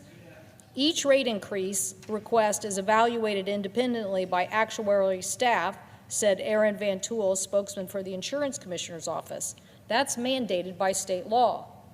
But the rate changes are usually finalized in September, Van Tool said. Claims and administrative costs, medical, prescription drugs, company expenses, profits will be reviewed by the Commissioner's Office as all part of determining if they are reasonable. Cantwell called the proposed increases a threat to child care affordability. The Insurance Commissioner's Office said Congress anticipated failure to renew the enhanced premium tax credits is contributing to the proposed increases. Congress created the premium tax credits in 2014 as part of the Affordable Care Act to lower health care plan premiums for eligible households. The American Rescue Plan in 2021 expanded who was eligible for the credit, and the Inflation Reduction Act extended it to this year. It is set to expire at the end of this year. We all know the increased rates are something we can deal with in Congress, Cantwell said. That is why today I'm urging Congress to take action on the Affordable Care Act tax credits and their expansions, and to make sure we do so before the end of the year. The Senator's office said rate increases are being requested nationwide, and 3 states have already approved them. The Congressional Budget Office expects fewer people will participate in subsidized exchanges, and the uninsured rate will climb if the enhanced premiums aren't extended. NBC News reported earlier this year that Republican lawmakers are split on whether to extend the tax credit. Some said the federal government could no longer support it, while others wanted it extended. Just a little side note before I keep reading. At that point in time, 5 of my colleagues on the other side of the aisle said they wanted the tax credits extended. That was early in August. The Washington Health Benefit Exchange, the state's health insurance marketplace, estimated 216,000 health plan enrollees in Washington were eligible for the enhanced premium credits. Christensen said her business already operates on thin margins. I view providing health care benefits not as a perk, but a fundamental necessity, she said. I never want an unforeseen illness to financially ruin an employee or force them to neglect their health care. Still, rising health care costs are forcing her clientele to reconsider if they can afford to keep their child in a licensed facility or continuing to work at all. Quote, "We cannot solve this problem alone," Christensen said. "We need the support of lawmakers, the insurance industry, the regulatory agencies to address the root cause of the rates and increases disproportionately affecting those who need it most." As the clock continues to tick here, that's actually the end of the story. I wanted to read that story because that was August, and it showed at that point in time we had people on this side of the aisle who wanted to negotiate. They were in the news. I summated it by saying there were 5 people, but I'm sure there's more by now. So that is why we're asking with this simple proposal, let's open the government, extend these tax credits for a year, because we know there's bipartisan support in both the House and Senate to do that, and continue to reform this so we can keep this child care facility in Vancouver, Washington in business.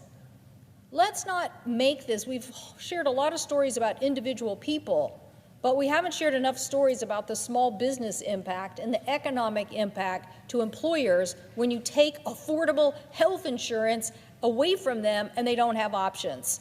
This owner lamented in the story, which should I do? Do I absorb these costs and not be a profitable business? Do I make these employees not have health insurance? Do I raise these costs and then these parents can't have the child care that they need to stay? She told me on that day that literally some people decided to stop work because they no longer could afford child care. So this is ruining our whole economic picture by making insurance too expensive, by making the cost play too big a role in our economy and taking workers away from us. So I support this one-year proposal. I support us working together to reform the system.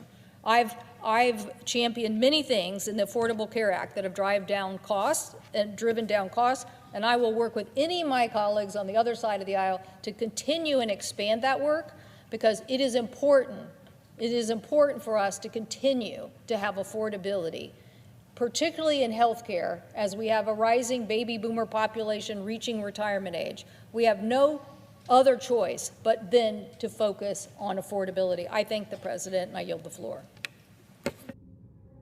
The Senator from Massachusetts. Mr. President, thank you. Millions of Americans are counting on Democrats to stop Donald Trump and the Republicans from raising health care costs. And I'm here to say Democrats will not back down.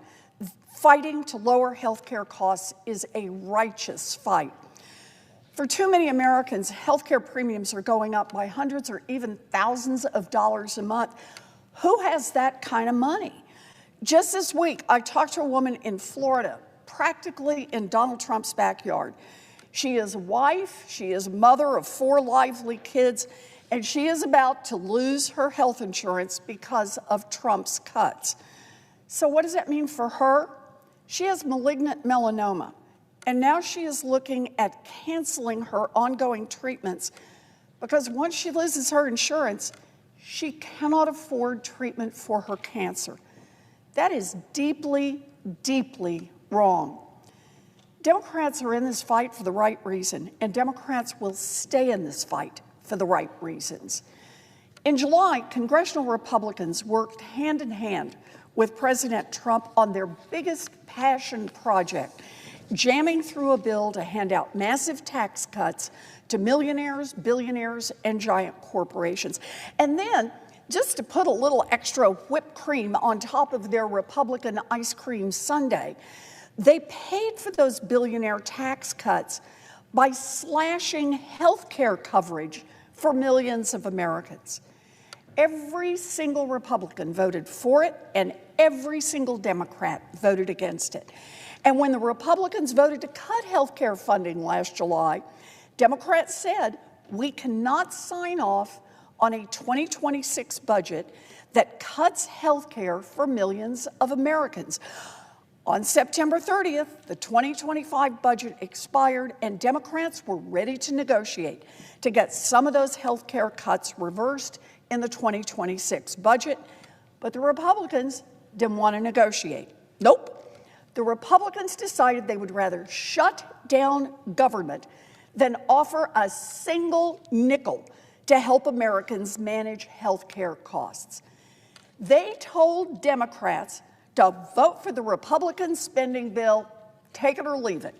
And they have repeated their take it or leave it through 15 votes and 38 days. Now, Democrats have asked over and over and over and over to negotiate to help Americans with their health care costs. But Donald Trump and the Republicans flatly refused to even talk to Democrats to try to get the government back open. Not even once have the Republicans been willing to negotiate, not once. So, where are we now?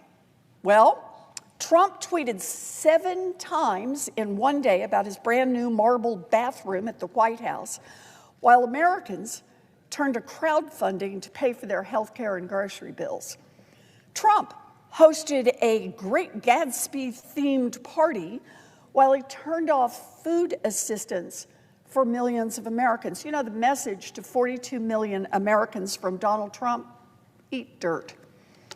And Trump is weighing the important idea of etching corporations' names into his grand new gold-encrusted ballroom, while millions of Americans who lose their health insurance will get sick and be forced to decide whether to give up care altogether or go bankrupt trying to pay for it.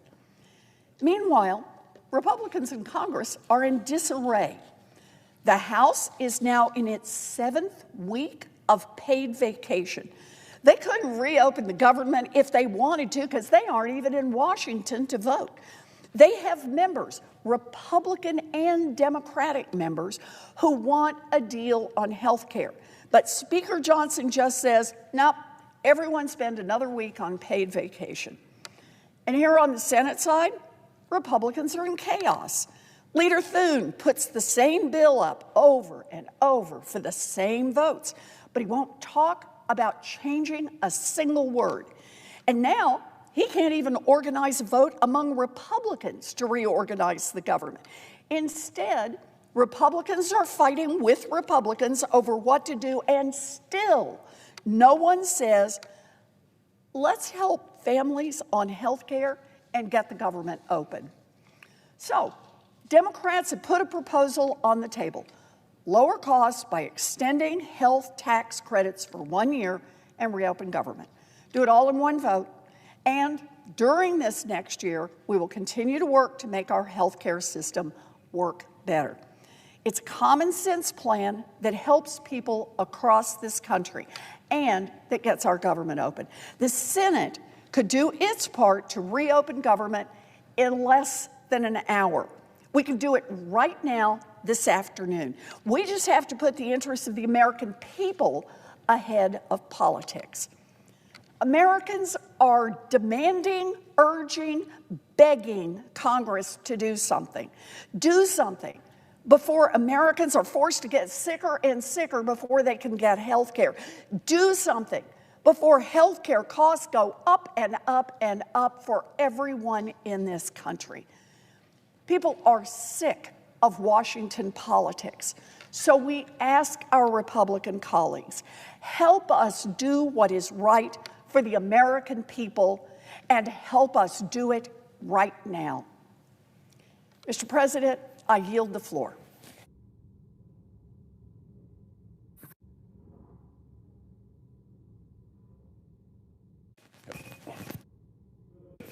Senator from Massachusetts. Thank you, Mr. President. Mr. President, I stand here today on behalf of the people of Massachusetts to say that we are angry.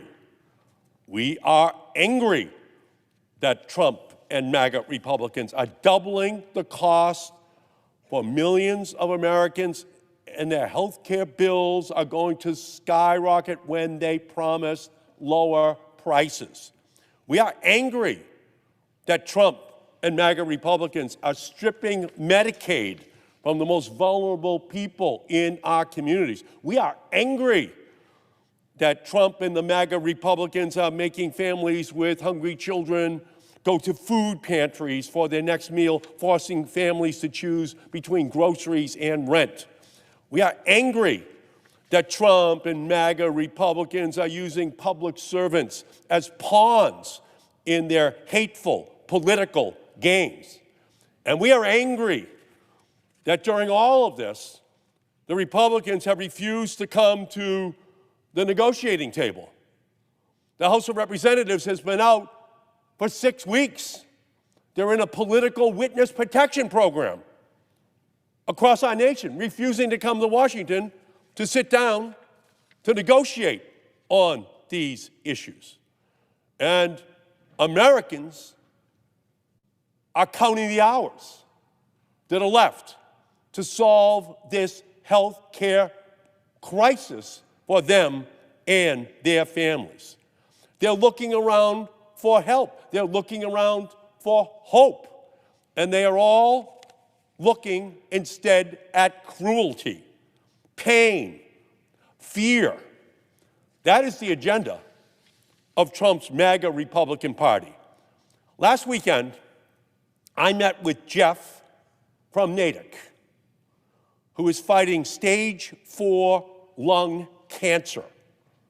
He pays $35,000 a year for an affordable care, health care plan. $35,000 a year. If he can't keep that insurance plan on December 31st, he will have to pay $300,000 a year. Jeff does not have $300,000. That's about to hit him in about 7 weeks. Barbara, she retired early to take care of her spouse with dementia. Her bill's going from $7,500 a year to $18,000 a year. She cannot afford that. There are 22 million stories like Jeff, like Barbara, 22 million of them, who are facing Thanksgiving and Christmas over the next 7 weeks, and there are no answers for them. 22 million people. That's outrageous. These people are afraid and they're angry. By the way, we saw a lot of that anger come out on Tuesday night. They came out angry. They came out of fear to vote. That's what happened. And it's only going to build and build and build as each day goes by, and we cannot get an answer from the Republicans on how are we going to handle those people? How are we going to give them what they need for those families? And it is very difficult to fathom this abject cruelty of this president, who is happy to force grandma to choose between paying for her prescription and paying for her heating bill, forcing a caretaker to choose between being there for their parent with Alzheimer's or picking up an extra shift, forcing a single mom to choose between paying for a checkup or paying for after-school snacks. And since they have taken over in January, the Republicans have promised that they were going to solve the health care crisis in our country. And all it's done is grow and grow and grow. And they pass a bill to take away all of the health care coverage for all of these 22 million people and then transferred the money to billionaires in tax breaks. They swiped the health care of 22 million vulnerable people for billionaires. Ralph Waldo Emerson, the great Massachusetts poet, said, "Health is the first wealth." And MAGA Republicans and Trump have looted that wealth, that health, for those people. These people are angry and they're afraid. They're afraid. They don't have the backup funding that millionaires and billionaires have. Now, my father drove a truck for the Hood Milk Company. He drove a truck for the Hood Milk Company. I'm his son. And I believe that God created a world where every single person is able to receive the health care which they are entitled to. 3 meals a day, put children through school, keep them safe from illness, give Americans dignity in tough times. Those are the families we're talking to right now. It's the milkmen, it's the workers in nursing homes, it's the children across our country who are going to see a loved one lose their health care in 7 weeks. And the Republicans refuse to come to the table. Every American has a right to live in dignity in tough times. That's where we are right now. They're facing increases in electricity costs, in healthcare costs, in food costs, in clothing costs, in everything. And we can solve at least the healthcare part of this issue right here. The richest nation in the world can ensure peace and health and opportunity for every man and woman and child in our country. We're the wealthiest nation in the history of the world. And the Republicans are about to let 22 million of them lose their health insurance or see it increase by double or triple, or in the case of Eric from Natick, 10 times from $30,000 a year to $300,000 a year, and he is in stage 4 lung cancer? And we're not even discussing this? The House of Representatives is at a vacation for 6 weeks? Well, those 6 weeks, if you project them forward from now, we're talking about Christmas. That's what we're talking about. What are we in the world is in the mind of Donald Trump that he would allow these families for the next 6 weeks to worry about where the coverage for their family is going to come from? The very least we can do is extend the Affordable Care Tax credits for 1 more year and provide some desperately needed relief for those who are struggling to get by, who need our help right now, who need the peace of mind right now. Those 220 Republicans on that political witness protection program that they're on across the country, they're going to have health insurance for their families.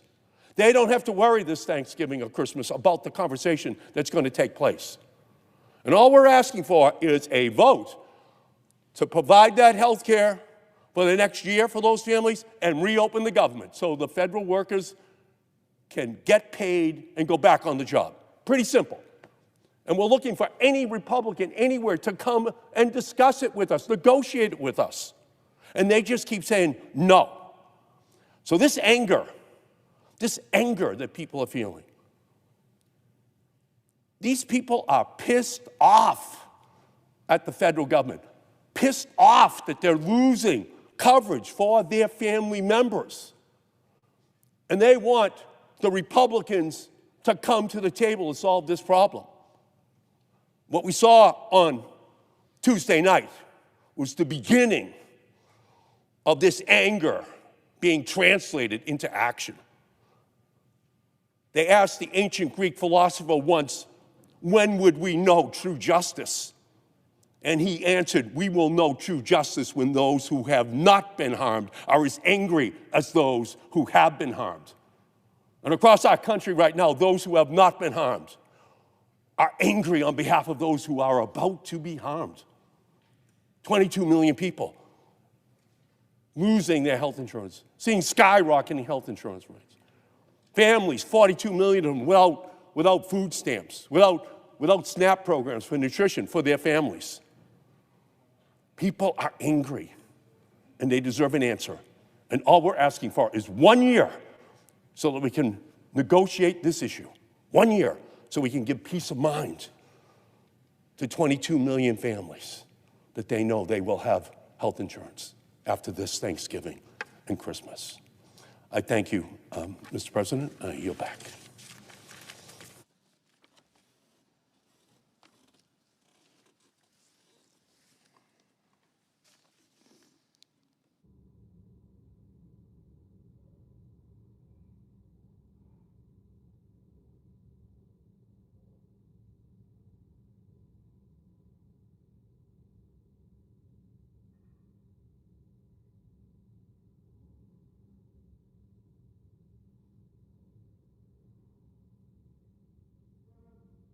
Senator from Oregon.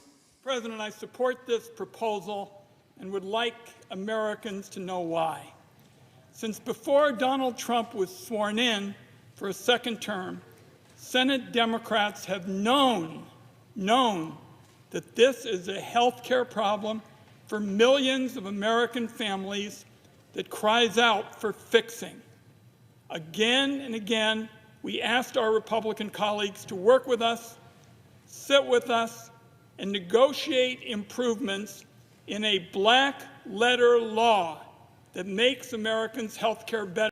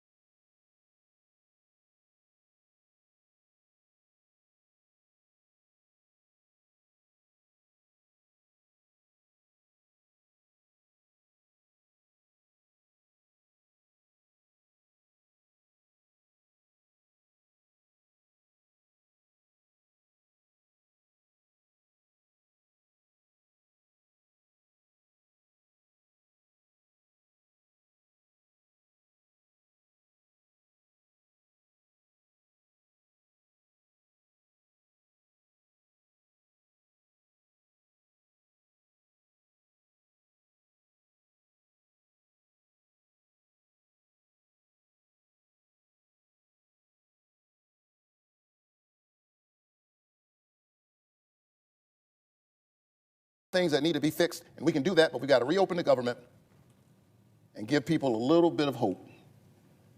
Give those 22 million Americans hope. Give the 44 million Americans who need SNAP some hope. Give our federal workers some hope. There's an African proverb that says, when the elephants fight, it's the grass that suffers. It's the grassroots in Georgia and all across the nation right now who are suffering because too often the politicians make the politics about the politicians rather than about the people. Let's center the people, and if we center the people, we will compromise, and we'll figure it out. In closing, Mr. President, nobody believes a Baptist preacher when he says in closing. I've worked with members of your party on a whole range of things. And at the risk of embarrassing him, Ted Cruz and I even work together every now and then. And I mention him because early in my tenure here, he and I worked on a little thing, just a little provision, to try to get a little bit closer to building out this interstate, I-14. That would run through Georgia all the way to Texas. Same road that runs through Texas runs through Georgia. And if we get that road built out, when it's time to get on that road, nobody asks you, are you a Democrat or are you a Republican? Nobody asks you about your religion or if you have a religious tradition at all. Nobody asks you. Some folks are going to church, some are going to the mosque, some are going to temple, some are going to the park, some are going to the beach, but they all get on the same road trying to get to wherever they're going. There's a road that runs through this American experience. There's a road that runs through our humanity that ought to connect all of us together, that ought to remind us that we all want our children to thrive and we all want our families to have a future. Let us make haste to that road and walk towards a brighter American future. I yield the floor.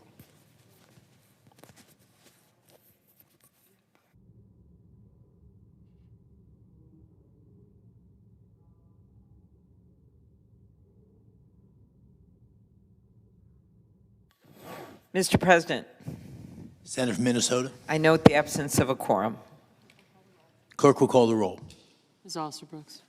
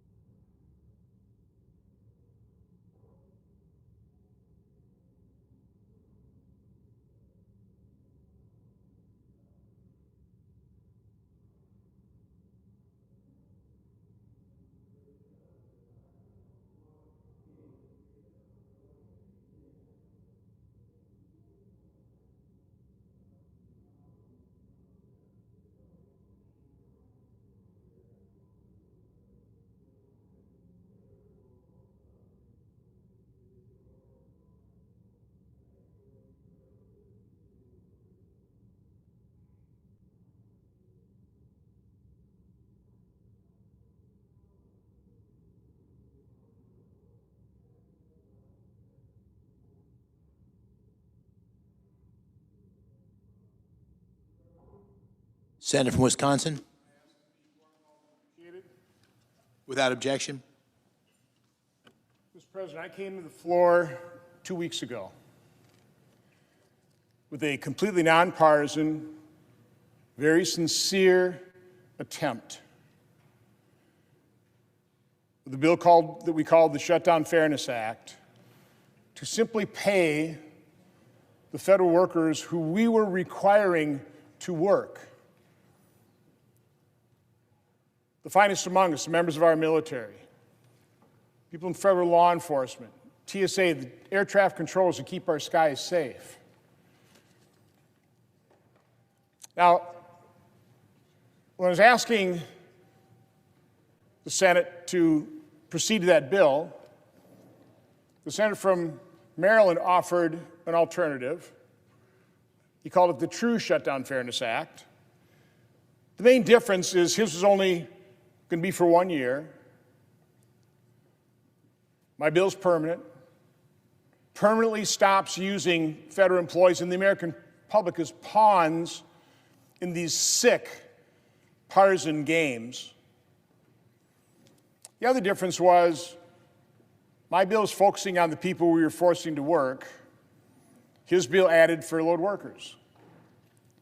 So on the floor 2 weeks ago, I said, if you're serious about passing this bill, if you're serious about stopping, and he said we can't punish federal employees for our dysfunction. If you're serious about that, I told the senator from Maryland, vote to get on the bill. I will include that. I will convince our conference to include furloughed workers, get on the bill, we'll amend it, we'll get this passed, we'll start paying people. He rejected that offer. Now we started having discussions. His staff immediately acknowledged the fact that my bill did not in any way, shape, or form impact the president's authority in terms of who determined who was furloughed, who gets included in reduction in force. It was silent. Even though they falsely accused my bill of giving the president greater authority, it didn't. I came to the floor again today to pass an amended bill with furloughed workers. By the way, a bill that is now supported by the American Federation of Government Employees. I believe that's the largest public employee union, the Federal Managers Association, Federal Law Enforcement Officers Association, National Air Traffic Controllers Association. We're going to have the senator from Texas come down and talk about what is happening with air travel as we speak. The International Association of Firefighters, the Association of Flight Attendants. These are public sector unions that generally don't support Republican legislation. What they particularly like about my bill is the fact that it's permanent. It prevents federal workers, and quite honestly, the broader American public, from being used as pawns, again, in these sick political games being played right now with their lives. So, in a few minutes, we're going to proceed to vote on a motion to proceed to my original bill. That's how this works. The leader voted no, so he can bring it up for reconsideration. So we have to bring that bill up. But we already have the language for the substitute amendment, which includes furloughed workers, that has been vetted by, quite honestly, offices, both Democrat and Republican Senate offices, by the Office of Management and Budget, by the public sector unions who have come out in support for it. This is a bill that is ready for prime time. This is a bill that is ready to be passed tonight. Now, it was unfortunate that we couldn't pass it by unanimous consent, because had we done that, the House is on a 48-hour callback, and they will come back. The Speaker has already said they will pass this in the House, and we can get our military members, air traffic controllers, these federal workers who keep us safe, we can get them paid. So again, I'm just asking, I'm actually pleading with our colleagues on the other side of the aisle to please vote to proceed to this bill. We'll substitute an amendment that includes furloughed workers. We can pass this tonight. If we vote to proceed, we can then vote for unanimous consent to waive all the time agreements, and we could even pass this yet tonight. Make our skies safer. But I know the senator from Alaska has a few words to say, and I know the senator from Texas will as well. So I yield to the senator from Alaska. Thank you, my colleague from Wisconsin, Senator Johnson, and I've been proud to work with him on this bill over the last couple of weeks. The way this came to the floor, Senator Johnson and I were making the case in the conference. I had a bill that actually was a bill about paying our troops. Imagine that. You wouldn't want to pay our military during a shutdown, including the Coast Guard. Senator Johnson came to me and said, hey, Dan, I got a broader bill. Let's pay everybody who's required to work to keep us safe in America. So I said, great idea. Let's do it. So this is the Shutdown Fairness Act. Senator Johnson already talked about what it does. It's very, very simple. If you are required to work because your job's important, primarily because you're keeping Americans safe, then you should be paid. We have a great example right here. All these Capitol police officers right now keeping us safe right here on the Capitol, they're not getting paid. Air traffic controllers, TSA, keeping us safe right now in America. Senator Cruz is going to talk about what they've been going through. They're not getting paid. They should be paid. And of course, our military. President Trump has worked magic to keep them getting paid, but that's going to run out soon. So this is a very simple bill. There's nothing more American than paying people for their hard work, especially when the federal government is requiring them to work. So what happened? Oh, and by the way, Senator Johnson mentioned it's well over 200 groups now. I have the long list of public employee unions, the Teamsters, private sector unions, all kinds of organizations across America are saying to our colleagues on the other side of the aisle, pass the short-term CR, but also pass this bill. So what happened? When we worked this 2 weeks ago, there was a number of Democrat senators who came to us and they're very interested in doing it. Because it makes sense. How could you not be interested in doing it? We can negotiate health care and these other issues, but the men and women in the federal government who are working without a paycheck, you've been hearing stories about the FAA guy driving an Uber because he's got to pay his family. He's not getting paid. And he's had a really important job as an air traffic controller. So we thought our bill was going to pass. A number of Democrat senators were like, hey, we agree with this. It's 2 weeks ago. So what happened? Here's what happened. The same thing that's been happening every night. The minority leader, Senator Schumer, and the Democratic leadership is pressuring the other Democrat senators, don't do it. Don't do it. The pressure comes on them.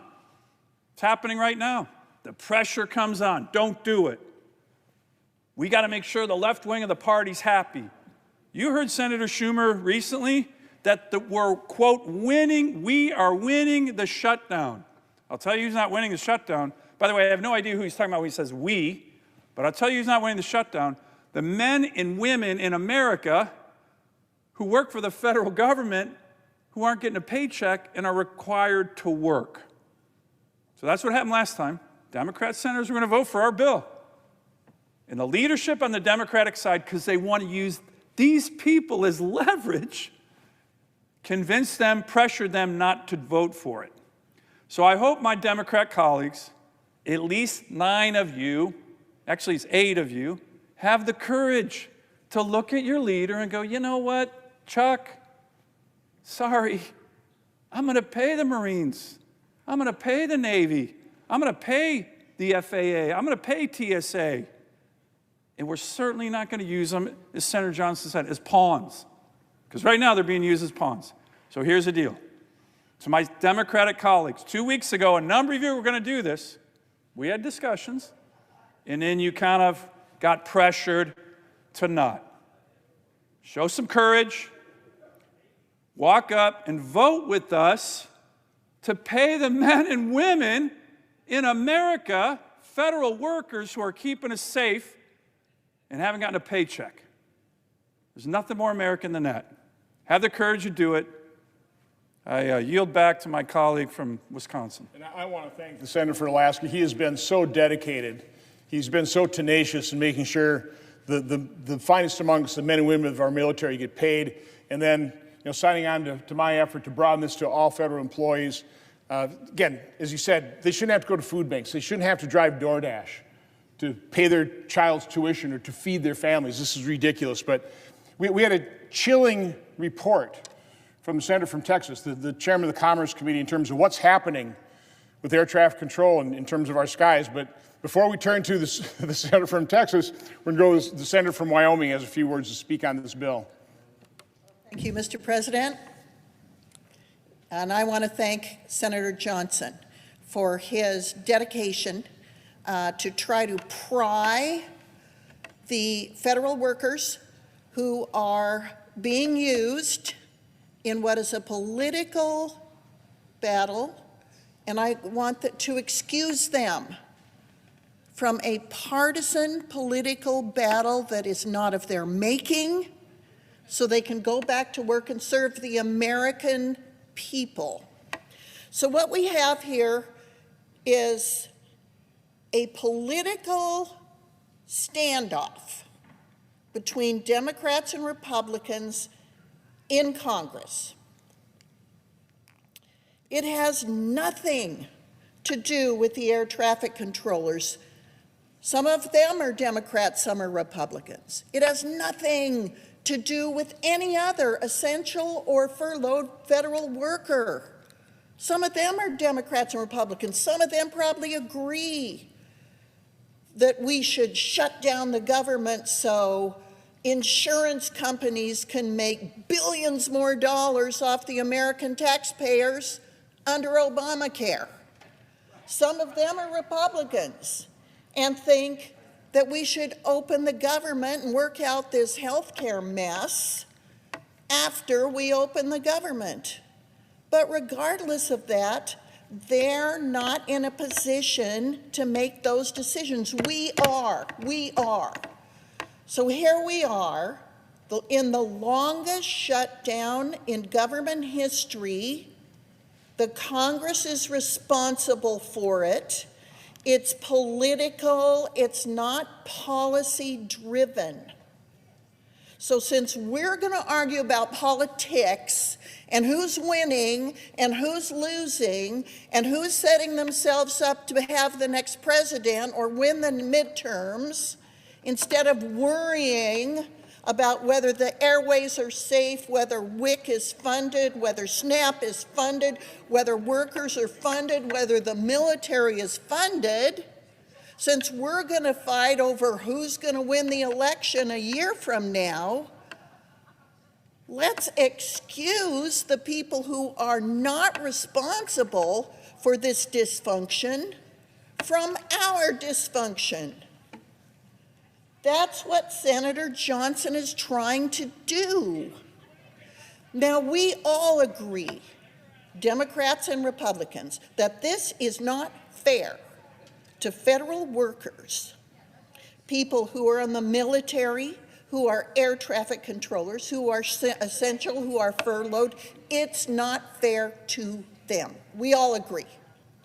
What Senator Johnson is doing is finding a way that we can be together on a bipartisan basis, excuse the federal workers from this mess, let them be paid, and let us go on with our absurd, partisan, political dysfunction if that's what we want.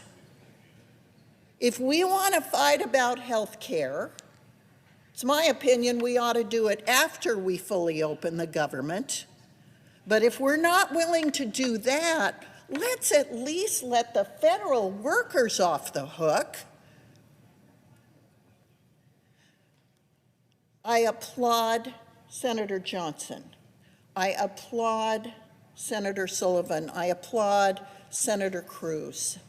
We want to be able to keep Americans safe who are getting in airplanes every day. We want to keep Americans safe who are working in the military. They don't make very much money, especially those young first and second year military employees.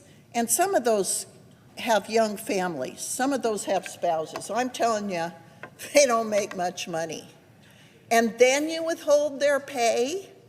Those are the people that are working paycheck to paycheck. Let them out of our political dysfunction. Don't make them suffer for our political misfunction and dysfunction. I want to also thank any Democrat who will listen and be compassionate towards your federal workers in your districts. This is wrong for those of us, whether we disagree about health care or not, whether you want to fund billions of dollars to give to insurance companies for a broken health care system, fine. We can have that debate. But don't penalize the federal workers for our dysfunction, our disrespect for them. Thank you, Mr. President. I yield back. I appreciate the remarks by Senator from Wyoming. I know people are already coming down here to vote, but there are no time restrictions here. This is extremely important. We have a number of senators that want to speak to this issue. We should give them time to speak. Hopefully, to convince our colleagues on the other side to, again, be fair. Think about what your vote means to people that don't want to be used as pawns. Now, I believe the senator from Texas, our chairman of the Commerce Committee, he's got some pretty, as I said, chilling information to relay to the American public based on what is happening if we do not pay air traffic controllers. Senator from Texas. I thank Senator Johnson.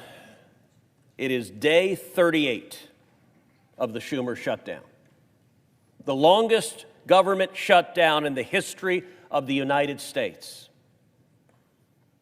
Now, Senator Schumer told the world, quote, "Every day gets better for us." Senator Sullivan asked, "Who's the us?" I'll tell you who the us is. This is a partisan political show. It happened because in March, the Democrats decided to be reasonable and allow the government to stay open. And the extreme left wing of the Democrat Party got furious, and Senator Schumer nearly lost his job. And now the government is shut down because the Democrats want to show the radical left wing and their base that they really, really, really hate Donald Trump. Now, on the Democrat side of the aisle, there's a talking point we actually had in the Commerce Committee yesterday. One of our Democrat colleagues said, there's a Republican president, there's a Republican Senate, there's a Republican House. This is the Republicans' shutdown. And I don't know who actually produces those talking points for Democrats, but every one of them, word for word, says the identical thing. Well, I tell you, I spoke shortly thereafter, and I said, you know, every witness in a court of law, before they testify, they're sworn in, and they're asked that their testimony will be the truth, the whole truth, and nothing but the truth. I said what my Democrat colleague just did there failed part number 2, the whole truth. You're right. there is a Republican president. You're right, there is a Republican House, and you're right, there is a Republican Senate. What the Democrats also know is that under the Senate rules, it takes 60 senators to vote to fund the government. They all know that. That's not something they don't know. And it's not an accident that they don't mention it. Why do we have a shutdown? Well, let's count. There are 53 desks on this side of the Senate floor. There are 53 Republicans, which means the government cannot be funded until at least 7 Democrats decide we're going to fund the government. By the way, this is not a new development. When Joe Biden was president, 13 separate times, we passed a clean continuing resolution. What does that mean? We had a 60-vote threshold then, too. That means Republicans could have done this garbage any of the 13 times under Joe Biden, but we did not. They didn't have 60 votes.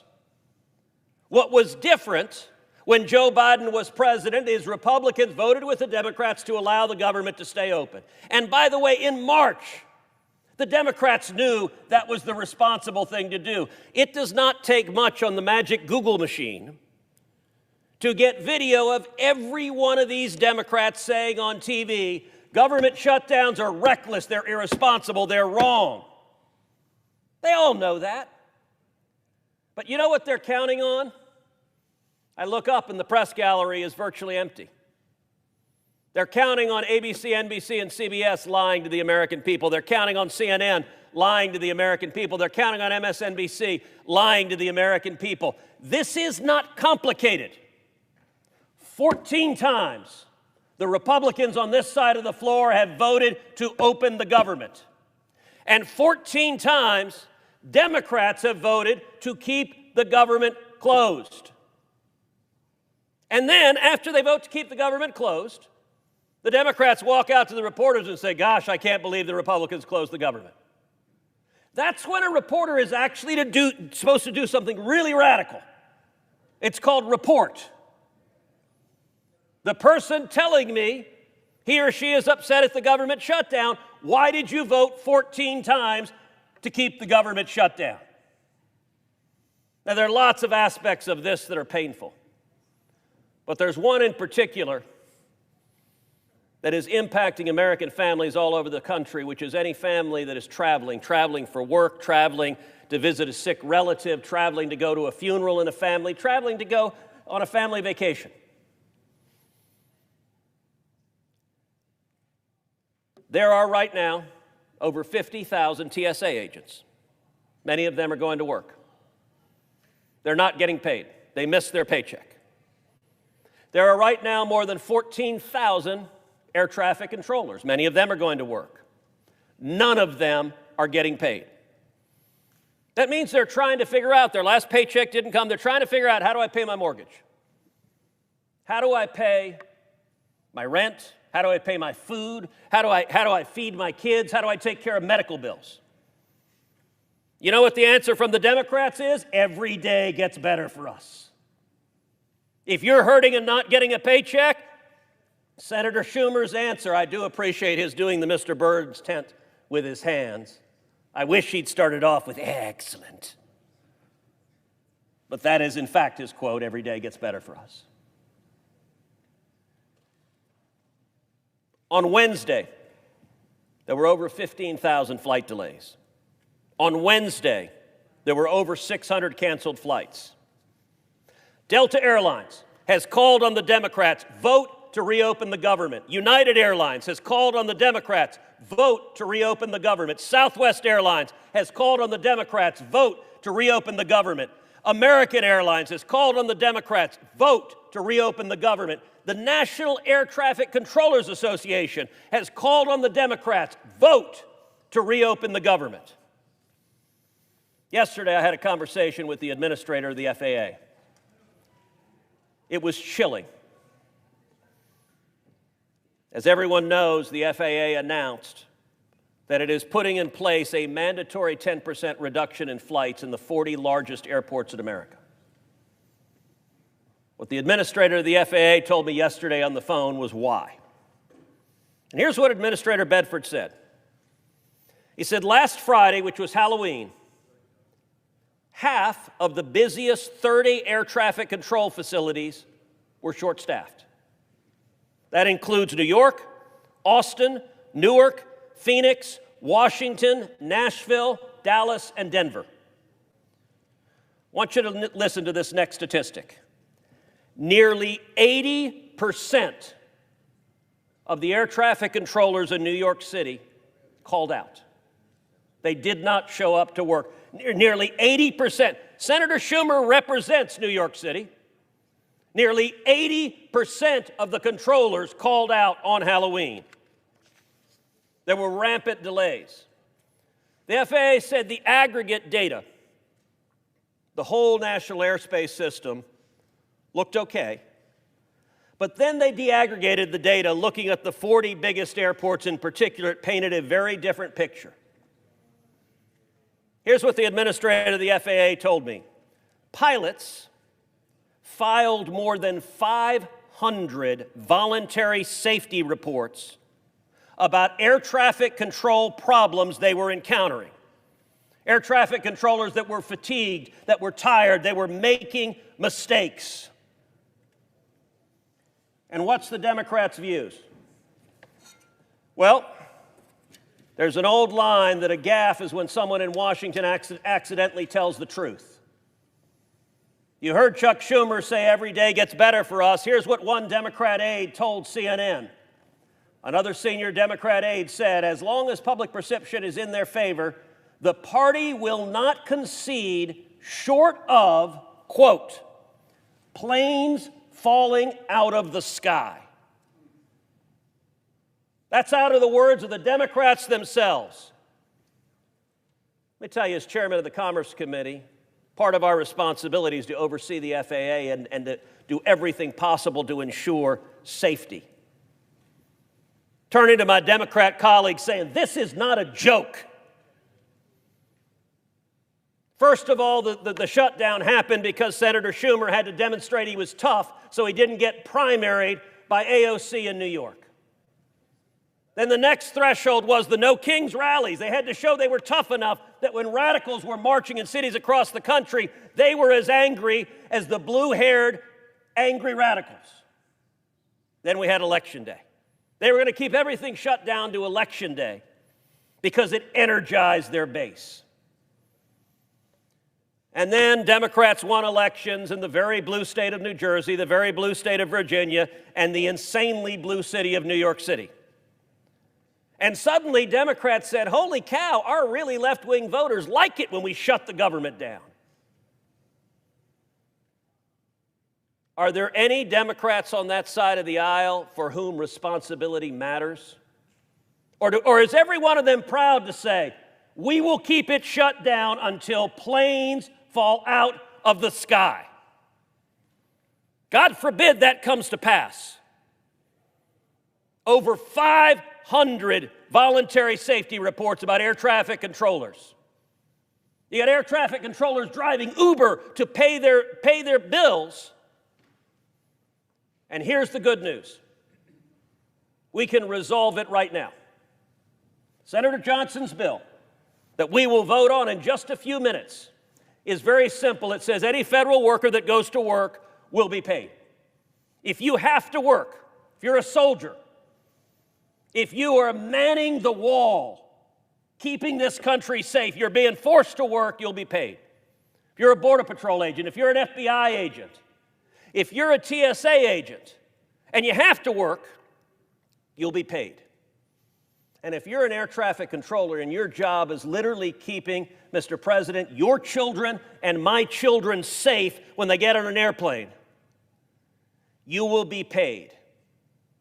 And to those in the media who persist in repeating Democrat talking points, understand this. The vote right now, if we vote yes, the air traffic controllers will be paid. If we vote no, the air traffic controllers will not be paid. So every Democrat who votes no is saying we will not pay the air traffic controllers. What does that mean? There are roughly 45,000 commercial flights a day in the United States. The 10% reduction that the FAA has put in place will be roughly 5,000 flights a day that will be canceled. Now, if you assume 100 passengers are on each flight, I'm a lawyer, not a mathematician, so I'm going to make the math simple. 100 passengers, 5,000 flights a day, that is more than 500,000 Americans who will have their flight canceled each and every day the Schumer shutdown continues. More than 500,000. And millions more will have their flights delayed. So it's a simple choice. It is a simple choice. Do you want to pay the air traffic controllers or not? But I got to tell you, you better be ready to talk to your constituents who said, why was my plane canceled when I was going to see my sick mother? Well, because I, Democrat, voted against paying air traffic controllers. That's the answer. You won't like giving that answer. But I'll tell you what, that's a lot better answer than if you have to look in the eyes of someone whose family was killed because the Democrats get what they are explicitly asking for, which is planes falling from the sky. The Schumer shutdown, if you are a left-wing partisan Democrat, you say every day gets better for us. I'll tell you who us ain't. It ain't the American people, so do the right thing because every one of you knows it's the right thing. Vote yes, pay the air traffic controllers, and end this ridiculous shutdown. I yield the floor. The senator from Texas for his sobering remarks. The chamber should be full. It'd be nice if our Democrat colleagues were here to listen to that. I'm hoping they are listening to him on their TVs in their office. God, I hope it literally doesn't take planes falling out of the sky.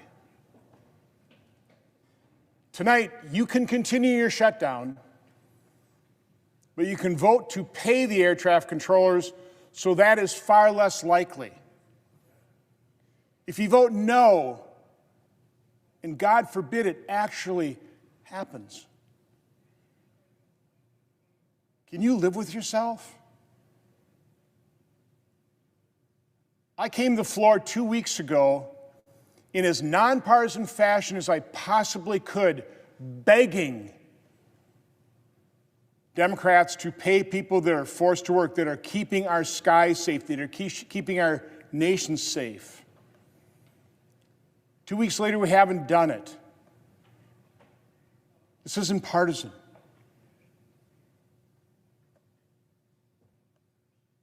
Search your conscience. Ask yourself, honest to God, if a plane has fallen out of the sky. I'm not saying it's because of air traffic control, but you heard 500 safety instances. Our air traffic control system is already antiquated. Can you live with yourself if another plane falls out of the sky and more people needlessly die because we are short of air traffic controllers? I know Senator from Alaska has a couple more comments, and then we'll turn it over to the senator from Florida. Well, I just want to thank Senator Cruz, Senator Johnson, for coming to the floor and making this very strong case. And it's about safety, and it's about the American way. There's nothing more American than paying people for the work that they do. We all know that. Again, Senator Johnson's bill is a simple bill. It's about paying the federal workers who are required to work to keep us safe. All these jobs we're talking about are jobs that keep the American people safe. Of course, the military is a big part of this bill. They epitomize the federal workers who are keeping us safe, and they epitomize courage. So do many of our federal workers as well. So I hope my colleagues on the other side of the aisle just show a little bit of the courage that our military displays every day all over the world. just a tiny bit of that courage. Again, to my Democratic colleagues, we know you're getting a lot of pressure from your leadership. Senator Cruz did a great job of explaining the origins of that. By the way, it has nothing to do with health care, it has nothing to do with anything. It has everything to do with appeasing the far left of the Democratic Party, which is rising. So we get that you're under pressure. But you all know that voting for this bill is the right thing to do. I know my colleagues on the other side of the aisle. They're good people. As Senator Johnson just said, have a little bit of conscience and a little bit of courage, the kind of courage that our military displays every day, and vote for the Shutdown Fairness Act right now. Every one of you knows it's the right thing to do, and I hope you do it. I want to thank the senator from Alaska. Yield now to the senator from Florida. The senator from Florida. Right. So, Mr. President, first thing I want to do, I want to thank all the senators that are speaking tonight. I can't imagine voting not to pay somebody. You know, in my state, here's what's happening. We have people that are not getting food. At church on Sunday, the pastor asked if we would actually bring in a whole bunch of food because they knew because of what the Democrats were doing, people would not get their food stamps. So all the food banks, they needed way more food. I was talking to a reporter today in Tampa, and he said the line is unbelievable at one of the food banks he was at in Tampa today. And when I think about these people that are not getting their food stamps, I think of my mom. So my mom was a mom of 5 kids. So we lived in public housing.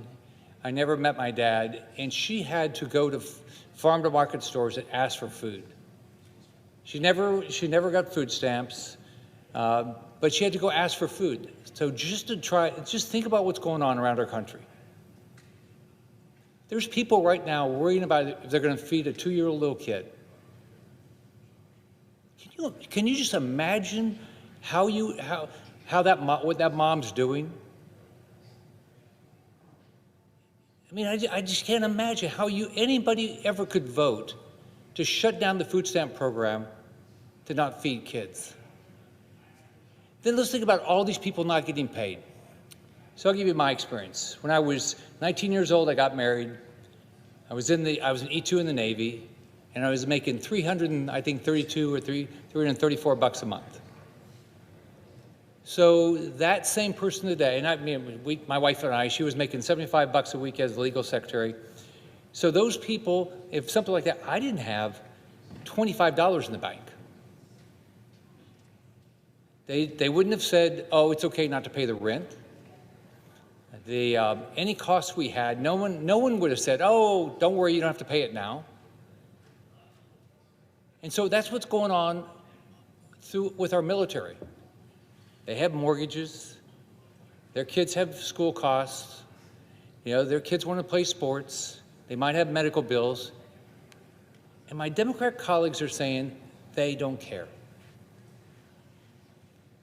It's just did they ever live that life? Did they ever live the life that they are worrying paycheck to paycheck how they're going to pay for food, for the rent, for a mortgage? Do you think all the lenders are going to say, "Oh yeah, we know the government shut down, so you don't have to pay your mortgage"?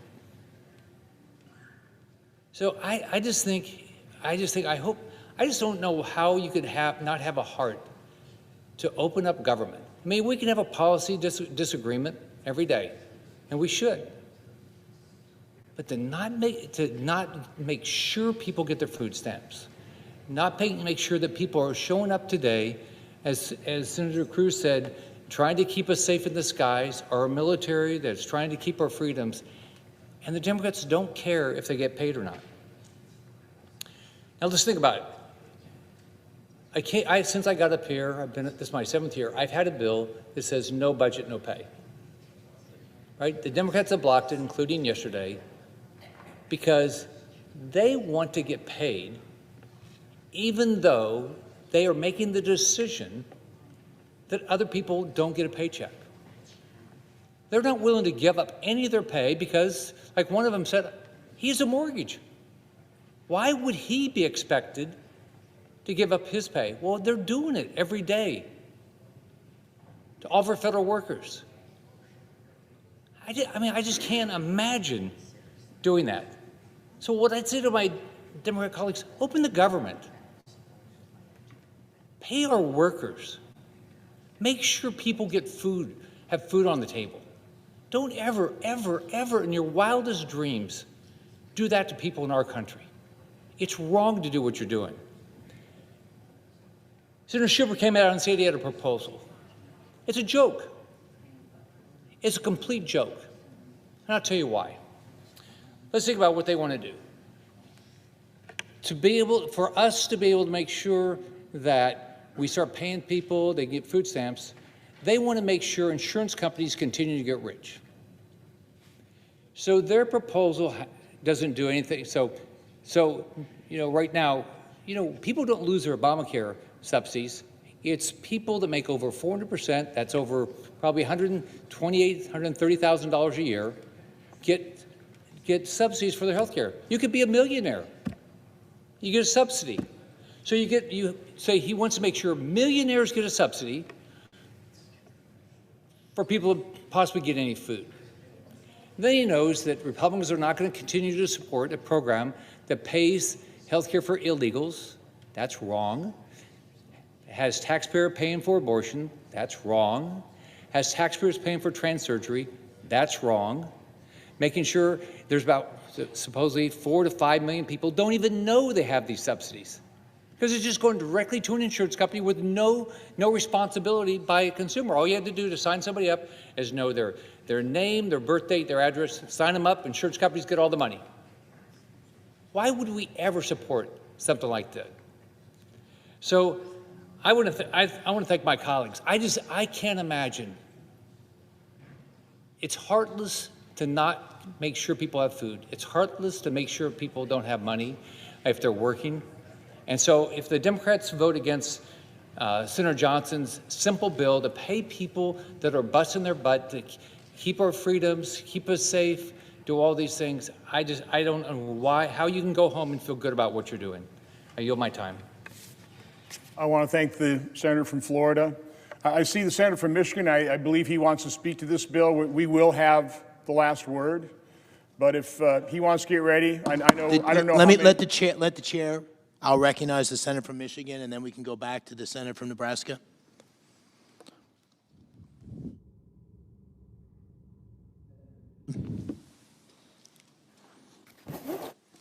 Thank you, Mr. President. Well, let me first say that there's something that we all agree on, Democrats and Republicans here in this chamber, is that we want federal employees to be paid.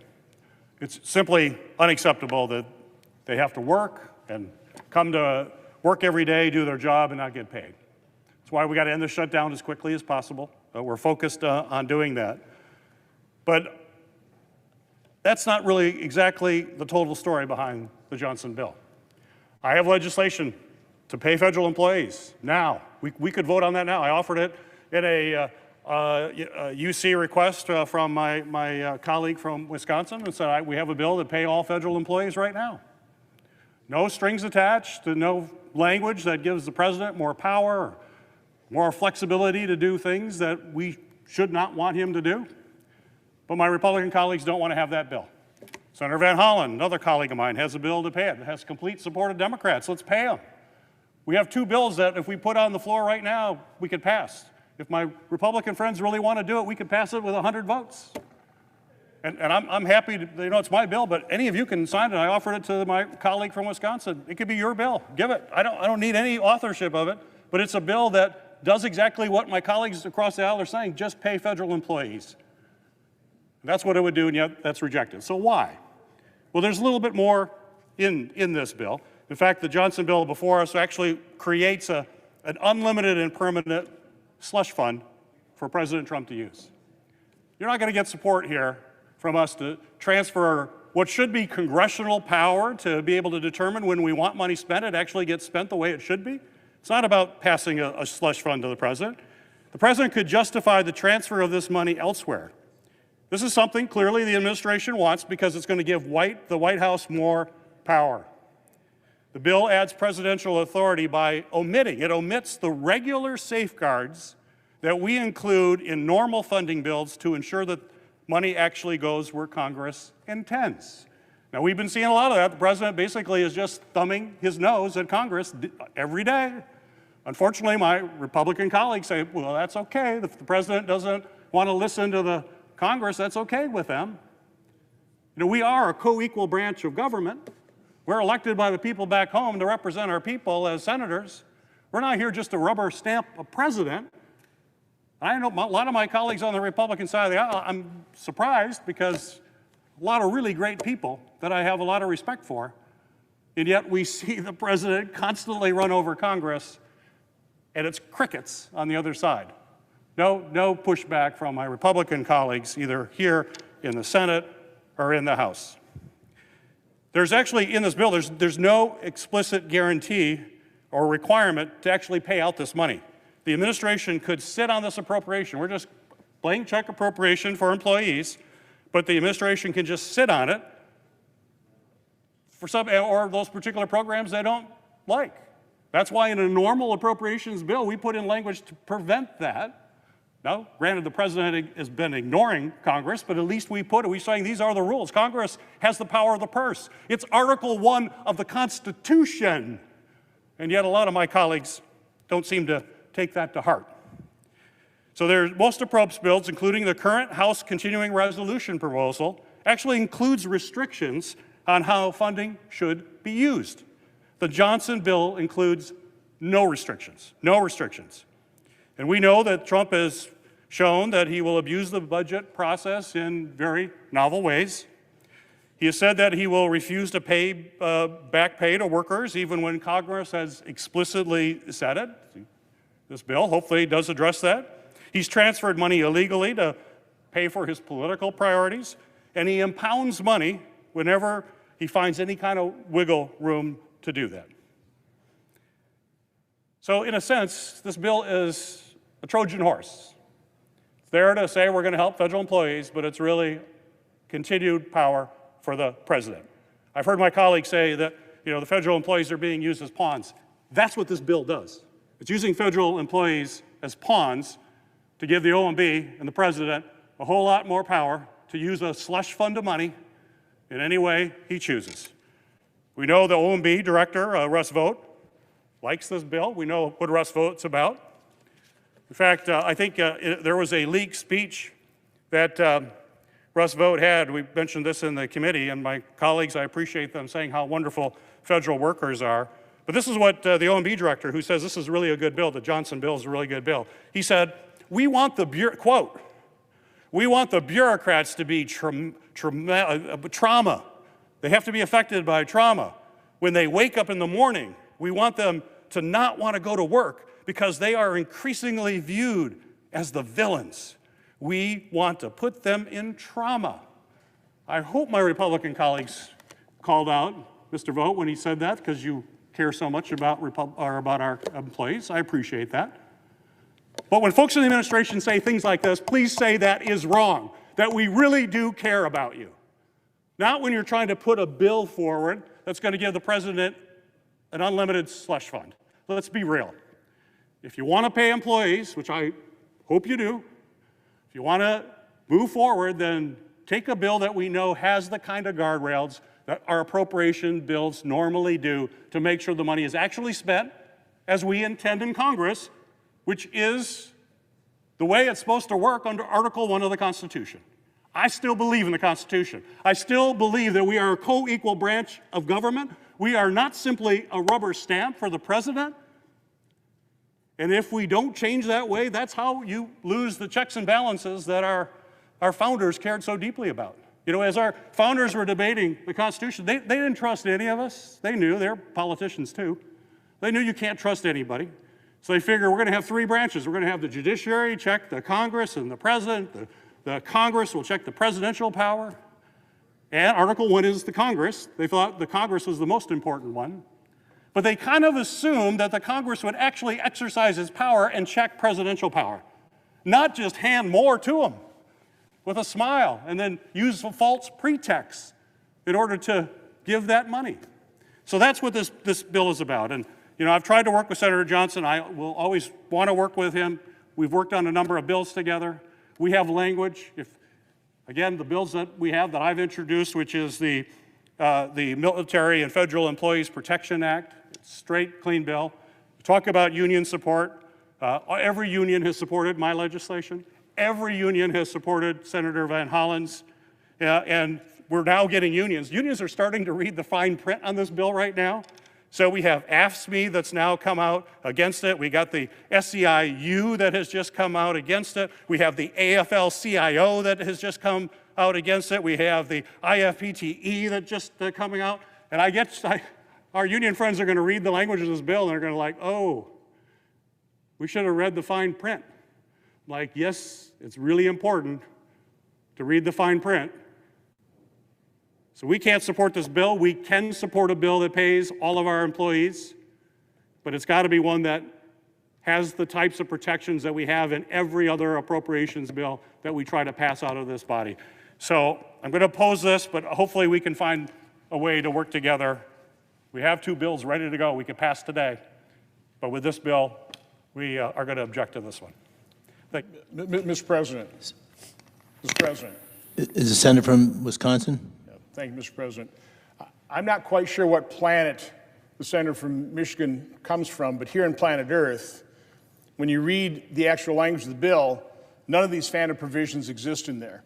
But I will go through those point by point before we call for the final vote. Right now, I think Senator from Nebraska has a few points he wants to make.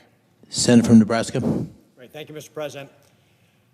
Earlier today, we heard about an offer from the minority leader. It shows just how unserious he and the Democrats are. That offer is full of horse hockey. It has things in it that Republicans cannot accept, and he knows it. And my colleague from Michigan, the Democrat from Michigan, was just talking about power, because this is what it's about. He mentioned power. A number of other folks have talked about leverage. They need to have this shutdown for leverage. A number of Democrats have said this.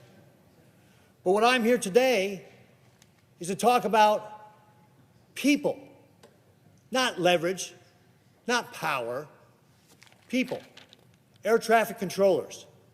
These are letters that I have received from air traffic controllers, handwritten letters that are talking about what they are going through right now because of the minority leader's shutdown. Let me just read you some of these.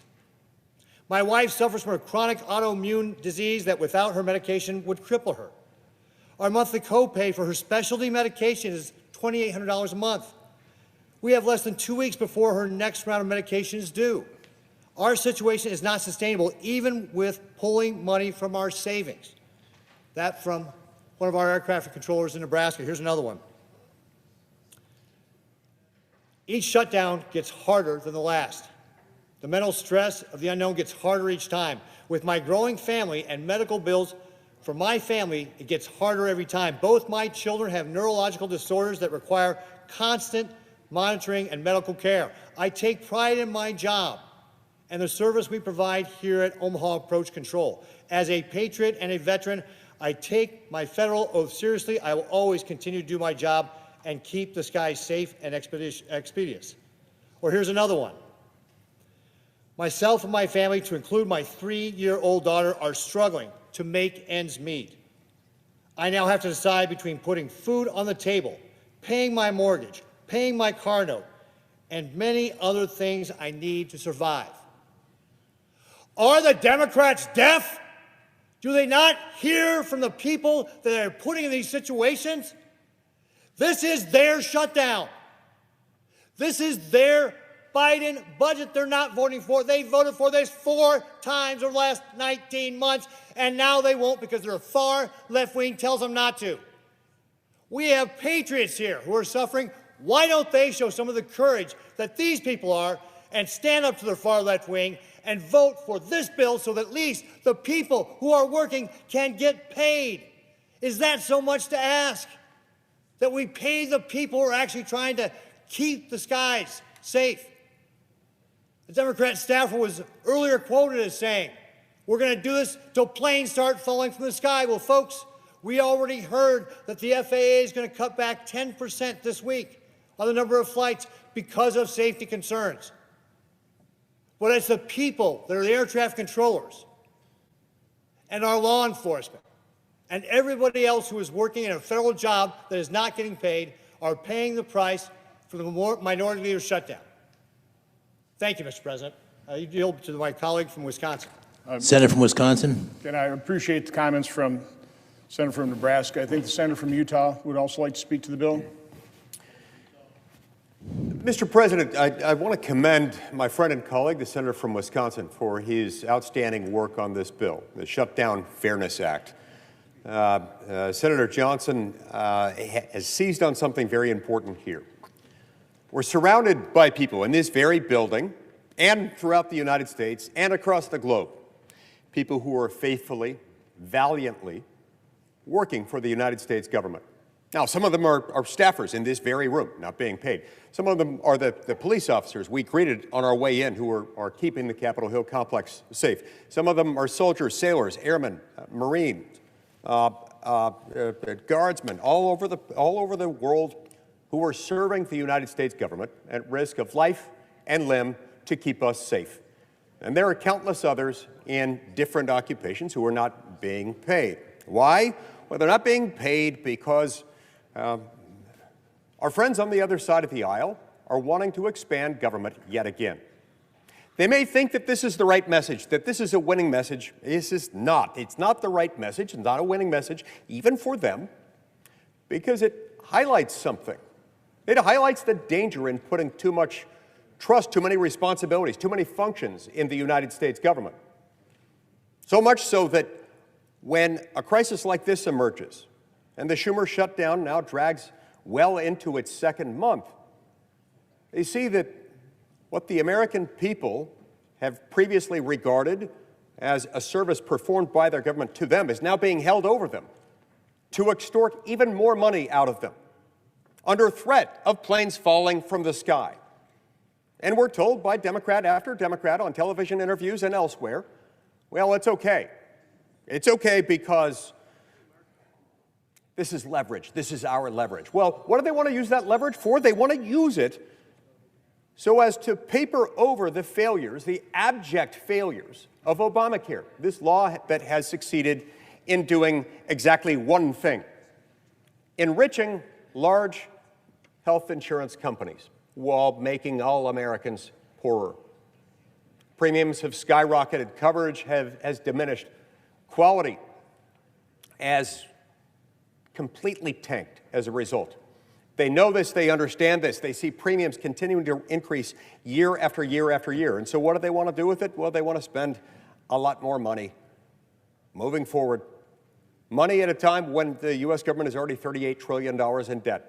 Money to hide, to conceal what it is that Obamacare is doing to the American people. When in fact, what Obamacare has done is diminished the health care options that the American people have. It used to be that you could negotiate with a health insurance company and buy a health insurance policy. But Obamacare in many ways made what was once health insurance illegal. We need to make health insurance legal again. We need to allow a willing customer to pay a willing insurer for a health insurance policy, rather than an Obamacare health plan, which very often, through its Byzantine labyrinth of federal regulations, just adds to the cost and adds to the profits, the bottom line of these huge healthcare companies. So yeah, they want to take this to extort the American people in their position of vulnerability at a time when we're told planes may start falling from the sky, at a time when people's airplane tickets are being rendered valueless because a lot of these flights are not going to be able to be made, and all kinds of other problems are happening, while at the same time, our federal workforce is not being paid. These are not the right people to punish for the failures of Obamacare. Don't let them carry that burden. Don't make them do it. They didn't do this to the American people. Obamacare did. Let's fix Obamacare. Let's make it legal again to have health insurance, actual health insurance, not that sort of bastardized form of health insurance that emerged from Obamacare's endless regulations that result in diminished quality, lower coverage, and endlessly higher premiums. Mr. President, this shutdown has gone on long enough. This shutdown should come to an end, and it should come to an end by the very generous offer made by Republicans time and time and time again to continue at spending levels that until just months ago were the Democrats' own spending levels. That's not enough for them. We've got to end the madness and end the shutdown.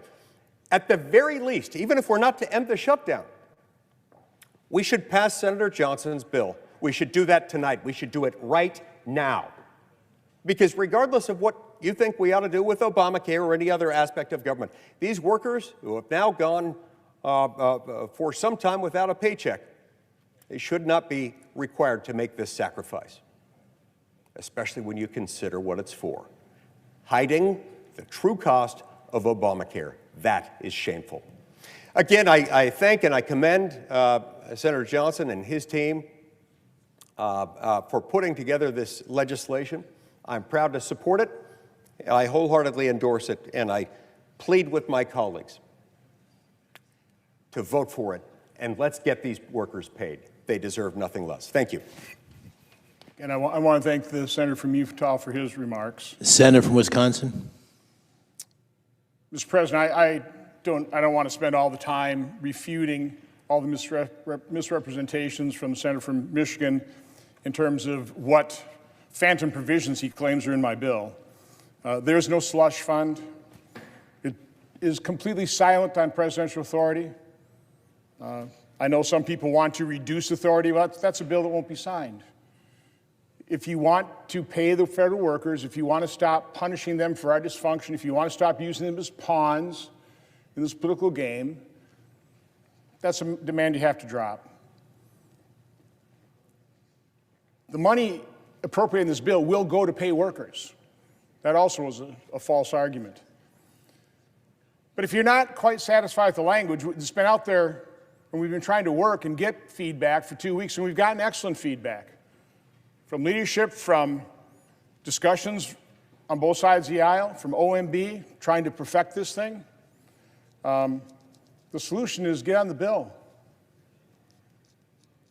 Get on the bill and offer an amendment. Keep talking to us.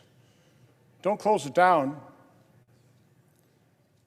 Now, we heard from a number of our Republican colleagues. We heard from Senator from Michigan.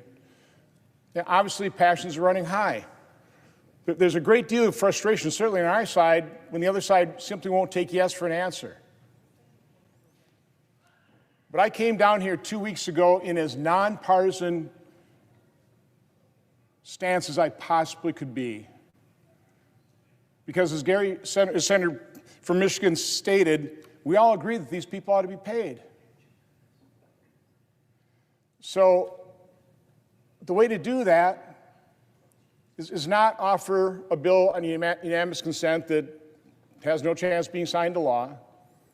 The way to do that is to vote to proceed tonight to this bill.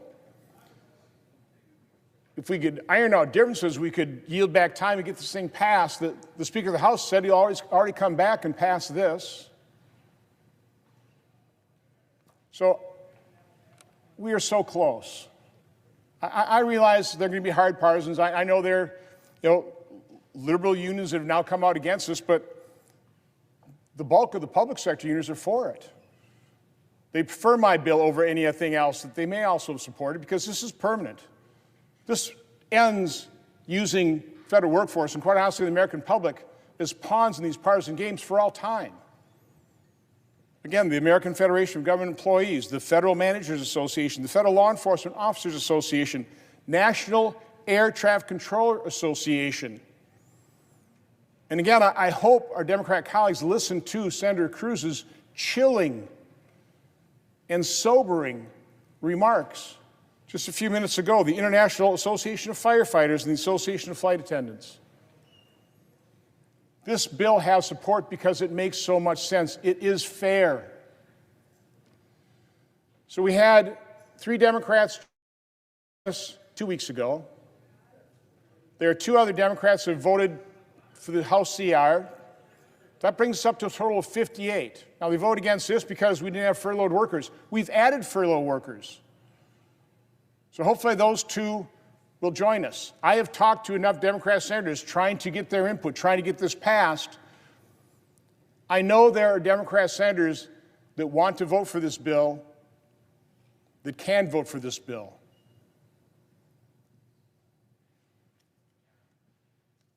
So, putting all partisanship aside, again, I want to appeal to your better angels. Search your conscience. Sign on to a bill. Vote for a bill that ends using federal workers, the American public, as pawns. The senator from Maryland said last week, let's not punish federal workers for our dysfunction. But I think my closing argument has to be to go back to what the senator from Texas was talking about, air traffic control in that situation.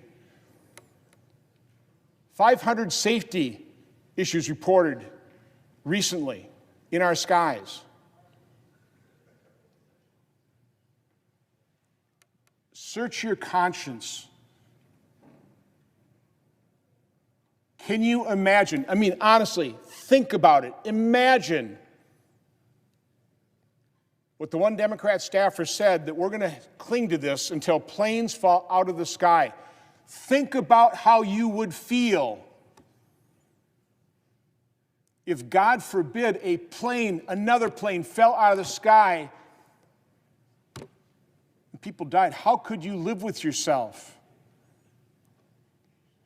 Now, again, you can continue the shutdown. I mean, that's your political choice. You can continue to vote against the very reasonable House continuing resolution. But you can still vote to pay federal workers. You can vote to make sure that air traffic controllers get back to their stations and keep our skies as safe as possible. You can vote to dramatically reduce the chance that a plane will fall out of the sky. We just need two more of you. Two more of our colleagues on the other side of the aisle who are working with, quite honestly, folks on this side trying to end the shutdown.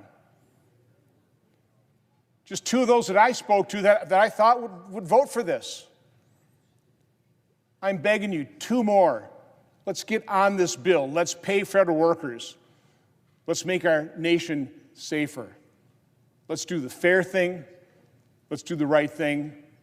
Let's vote to proceed to this bill and get it passed. With that, Mr. President, I yield the floor. Mr. President. Majority Whip. Mr. President, I withdraw my motion to proceed. The senator has that right. Motion is withdrawn. Mr. President. Majority Leader. Mr. President, I move to proceed to the motion to reconsider the vote on cloture on the motion to proceed S3012. Questions in the motion? All in favor say aye. Aye. All those opposed say no. The ayes appear to have it. The ayes do have it. Motion's agreed to. Mr. President, I move to reconsider the vote on cloture on the motion to proceed S3012. Questions on the motion? All in favor say aye. Aye. All opposed say no. The ayes appear to have it. The ayes do have it. Motion's agreed to. The clerk will report the motion to invoke cloture. Cloture motion. We, the undersigned senators, in accordance with the provisions of Rule 22 of the Standing Rules of the Senate, do hereby move to bring to a close debate on the motion to proceed to calendar number 191 S3012, a bill to appropriate funds for pay and allowances of accepted federal employees for periods of work performed during a lapse in appropriations and for other purposes, signed by 17 senators. Under the previous order, the mandatory quorum call under Rule 22 has been waived. The question is it the sense of the Senate that debate on the motion to proceed to S3012 to appropriate funds for pay and allowances of accepted federal employees for periods of work performed during a lapse in appropriations and for other purposes shall be brought to a close upon reconsideration? The yeas and the nays are mandatory under the rule. The clerk will call the roll. Ms. Alsobrooks, Ms. Baldwin, Mr. Banks, Mr. Barrasso.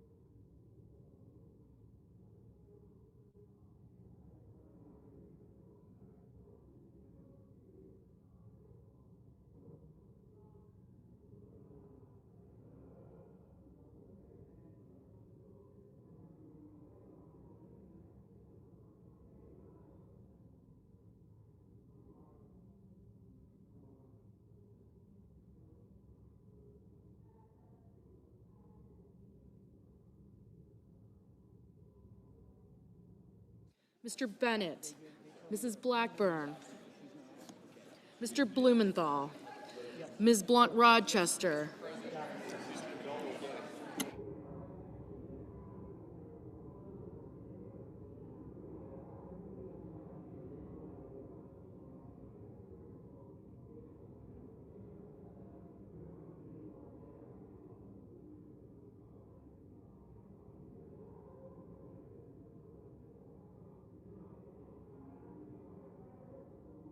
Mr. Booker, Mr. Bozeman, Mrs. Britt, Mr. Budd, Ms. Cantwell, Mrs. Capito, Mr. Cassidy, Ms. Collins, Mr. Coons, Mr. Cornyn, Ms. Cortez Masto, Mr. Cotton, Mr. Kramer, Mr. Crapo, Mr. Cruz, Mr. Curtis, Mr. Daines, Ms. Duckworth, Mr. Durbin, Ms. Ernst, Mr. Fetterman, Mrs. Fisher, Mr. Gallego, Mrs. Gillibrand, Mr. Graham, Mr. Grassley, Mr. Haggerty, Ms. Hassan, Mr. Hawley, Mr. Heinrich, Mr. Hickenlooper, Ms. Hirono, Mr. Hoven,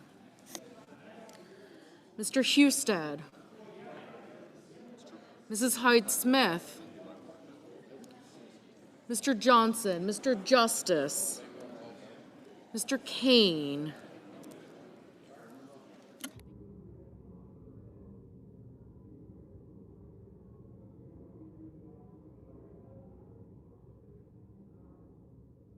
Mr. Kelly, Mr. Kennedy, Mr. Kim, Mr. King, Ms. Klobuchar, Mr. Langford, Mr. Lee, Mr. Lujan, Ms. Lummis, Mr. Markey, Mr. Marshall,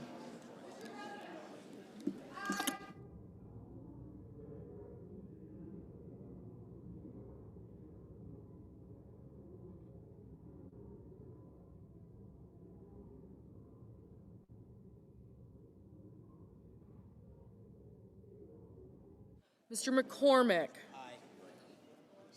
Mr. Merkley, Mrs. Moody, Mr. Moran, Mr. Marino, Mr. Mullen, Ms. Murkowski, Mr. Murphy, Mrs. Murray, Mr. Ossoff, Mr. Padilla,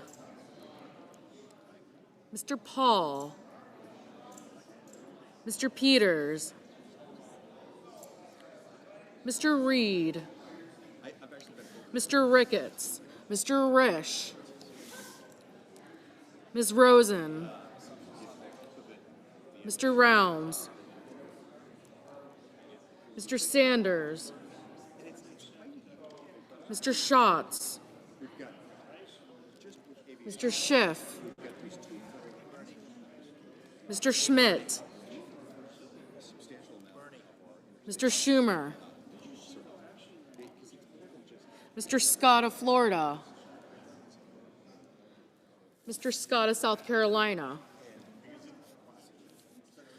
Mrs. Shaheen, Mr. Sheehy, Ms. Slotkin, Ms. Smith, Mr. Sullivan, Mr. Thune, Mr. Tillis, Mr. Tuberville, Mr. Van Hollen, Mr. Warner,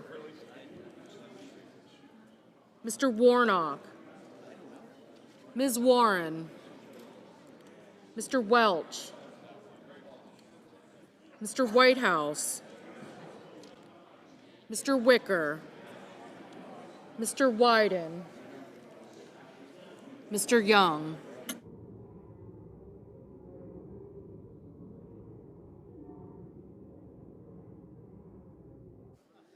Senators voting in the affirmative: Barrasso, Blackburn, Bozeman, Britt, Budd, Cotton, Kramer, Cruz, Curtis, Daines, Ernst, Fisher, Graham, Grassley, Hawley, Husted, Johnson, Kennedy, Langford, Lee, Lummis, Marshall, McConnell, McCormick, Moody, Marino, Mullen, Ricketts, Risch, Schmidt, Scott of Florida, Sheehy, Sullivan, Thune, and Tillis.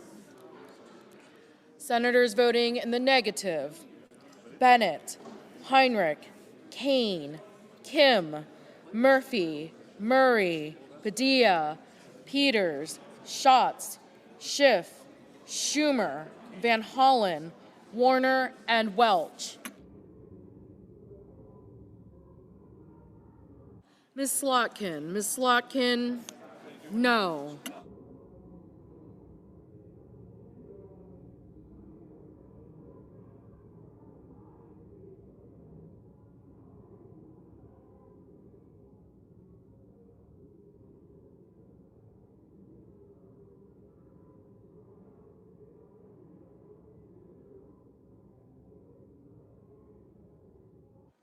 Ms. Murkowski, aye. Ms. Collins, Ms. Collins, aye.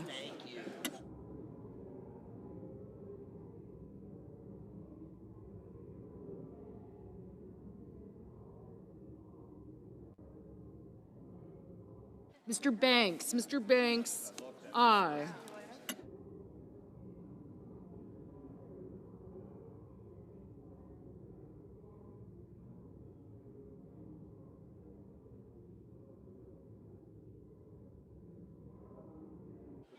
Mrs. Hyde-Smith, aye.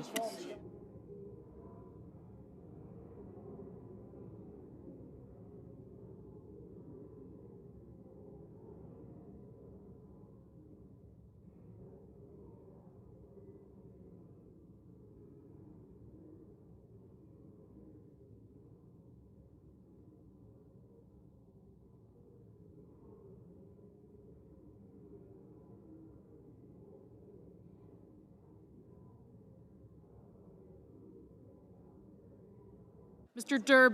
Durbin, no.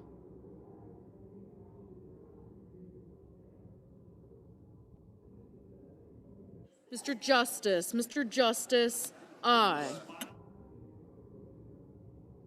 Mr. Reed. Mr. Reed, no.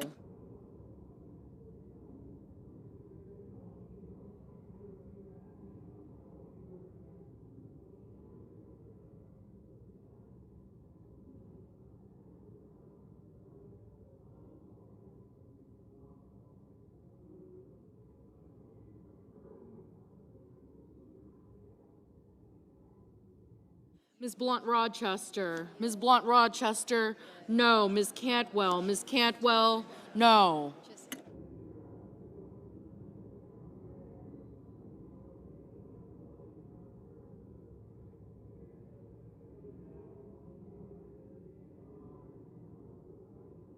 Mr. Warnock. Mr. Warnock, aye.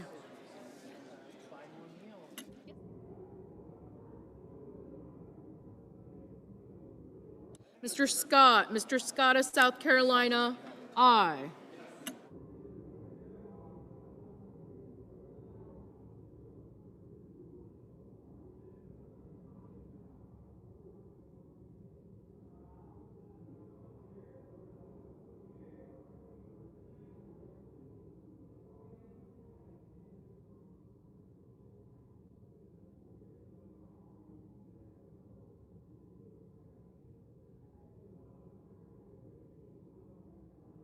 Mr. Hickenlooper. Mr. Hickenlooper, no. Mr. Coons. Mr. Coons, no.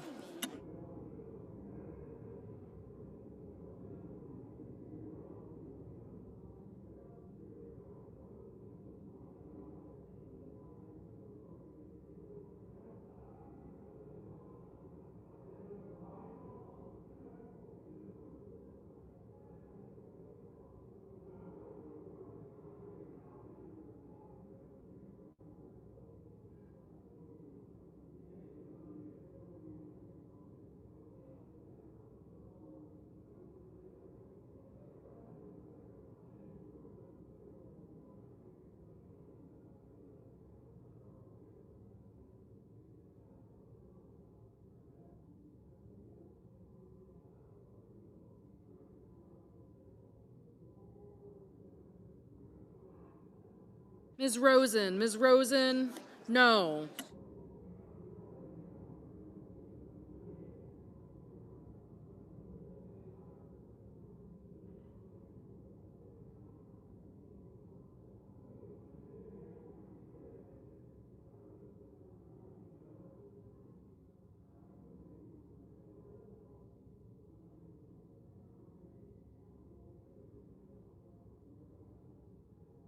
Mr. Crapo. Mr. Crapo, aye. Ms. Also Brooks. Ms. Also Brooks, no.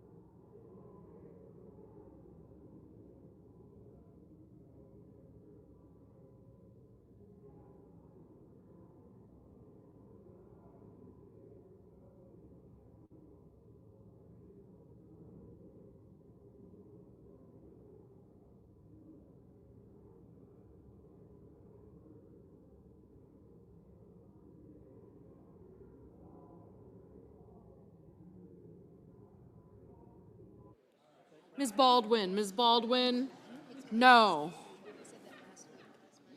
Mrs. Capito. Mrs. Capito, aye. Ms. Duckworth. Ms. Duckworth, no.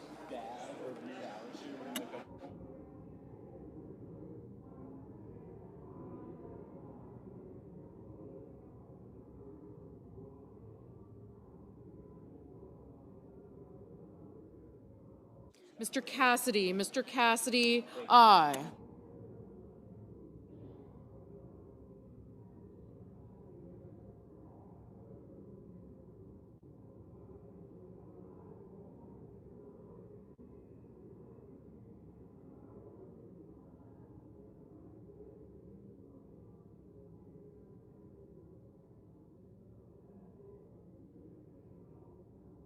Ms.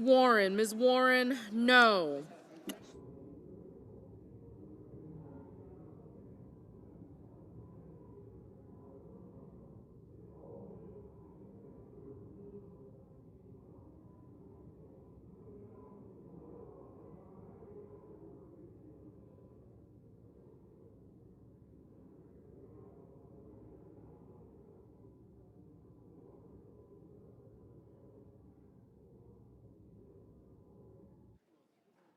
Ms.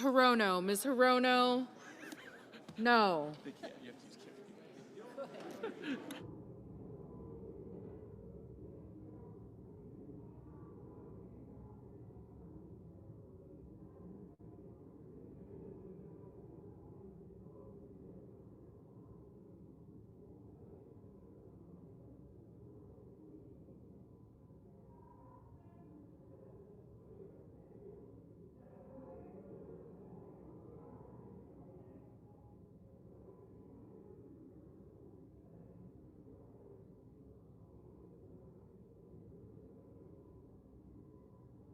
Mr. Wyden, no.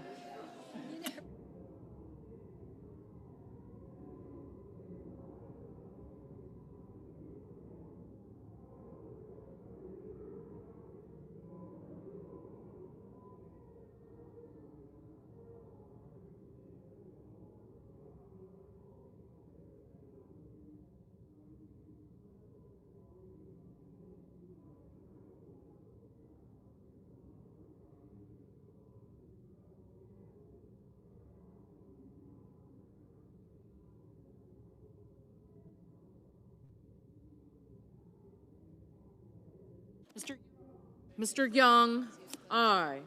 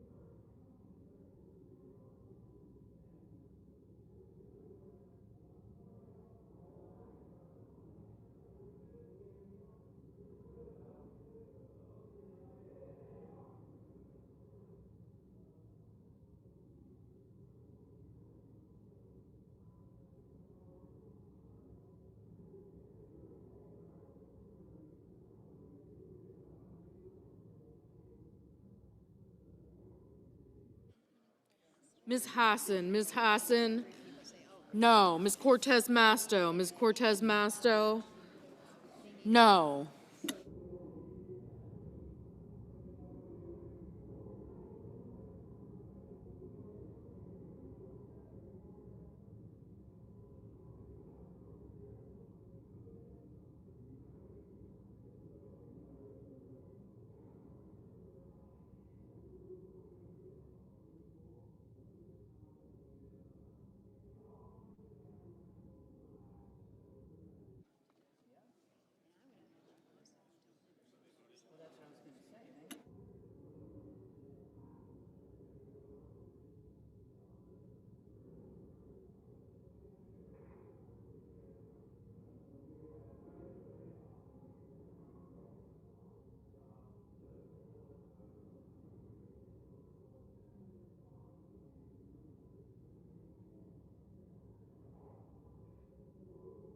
Mr. Paul. Mr. Paul, aye.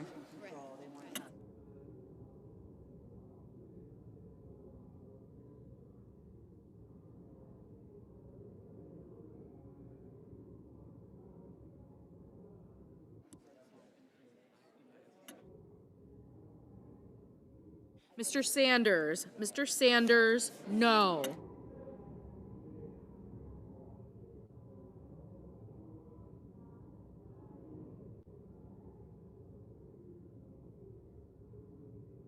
Mr. Merkley. Mr. Merkley, no.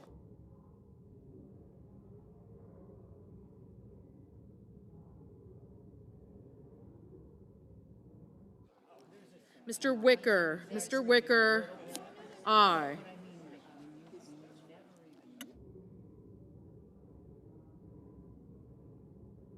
Mr. Whitehouse. Mr. Whitehouse, no.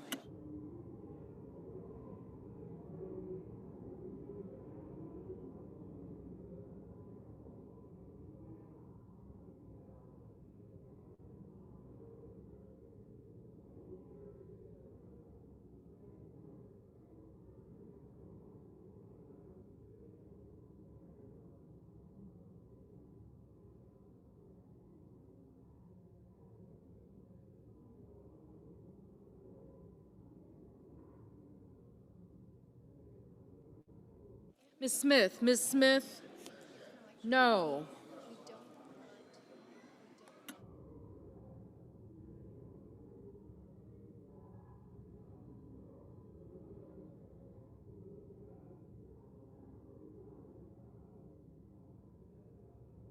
Mr. Hoven. Mr. Hoven, aye.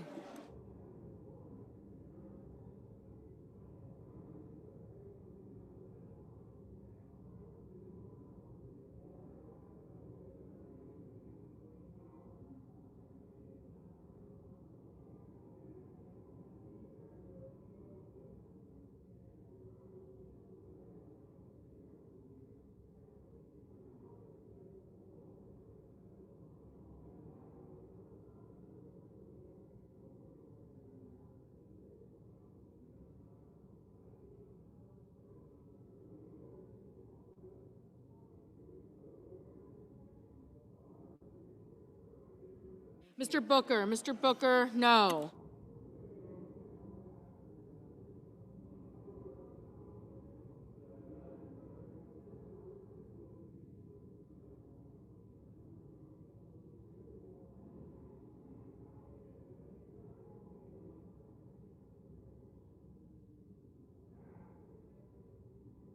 Mr. Blumenthal. Mr. Blumenthal, no.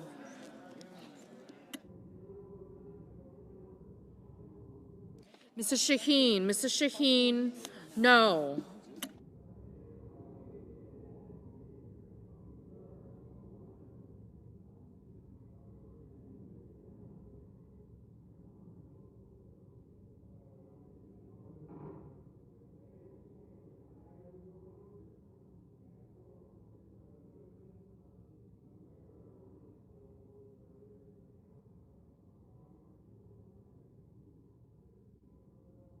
Mr. King. Mr. King, no.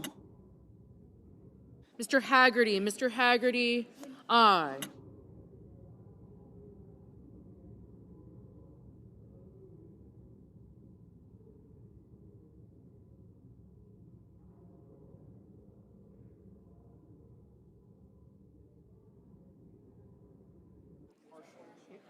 Mr. Rounds. Mr. Rounds, aye.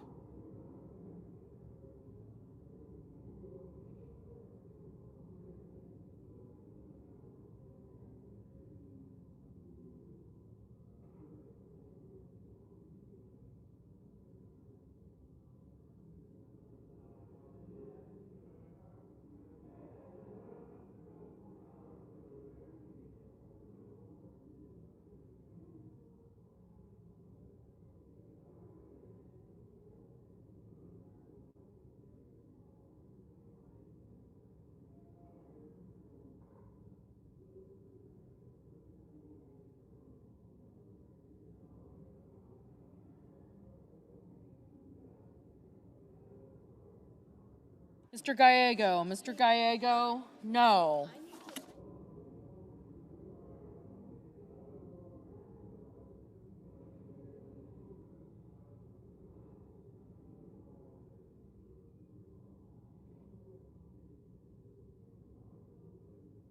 Mr. Markey, no. Ms. Klobuchar, no.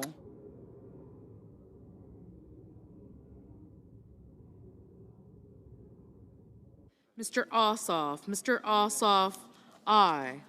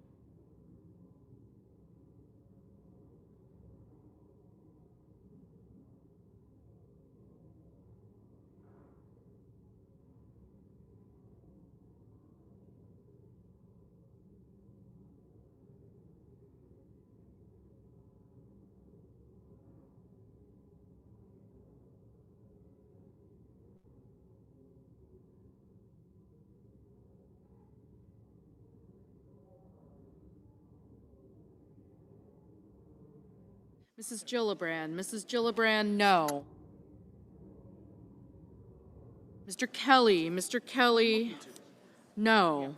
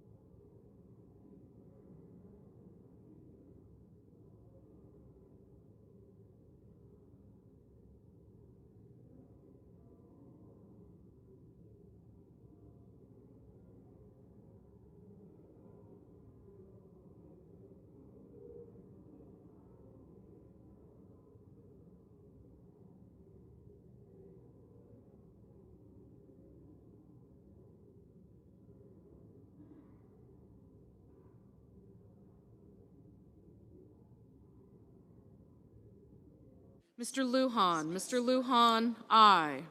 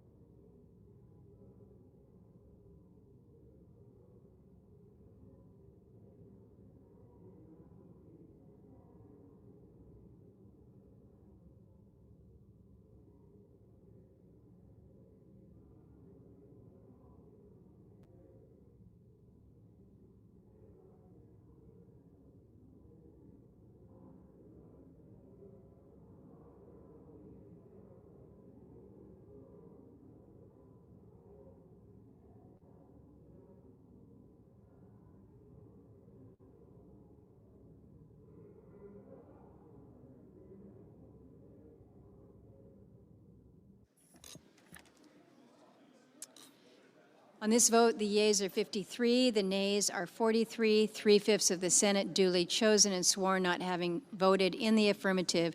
The motion upon reconsideration is not agreed to. Majority Leader. Madam President, I ask unanimous consent that the Senate be in a period of morning business with senators permitted to speak therein for up to 10 minutes each.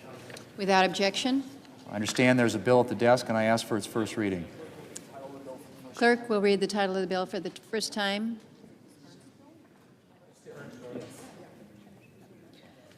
S 3166, a bill to rescind unused COVID funding and reduce the deficit. Madam President, I now ask for a second reading, and in order to place the bill on the calendar under the provisions of Rule 14, I object to my own request. The objection is heard. Bill will be read the second time on the next legislative day. Madam President, I ask unanimous consent that when the Senate completes its business today, it stand adjourned until 12 noon on Saturday, November the 8th, that following the prayer and pledge, the journal proceedings be approved today, the morning hour be deemed expired, the time for the two leaders be reserved for their use later in the day, and the Senate be in a period of morning business with senators permitted to speak therein for up to 10 minutes each. Without objection. Madam President, if there's no further business to come before the Senate, I ask that it stand adjourned under the previous order following the remarks of Senator Cassidy. Without objection. Senator from Louisiana. Madam President, I'm going to try and present a way forward for Democrats, Republicans, and Americans out of our current situation with a different proposal than people have already thought of. Now, the government should have been shut down for 38 days, and tomorrow we're going to vote again, and tomorrow the vote will again fail. But in Americans, Congress is frustrated. We need to open the government. So, if to open the government we need to talk about health care, let's talk about health care. Let's have a conversation in the family. We have an affordability crisis, and health insurance is part of it.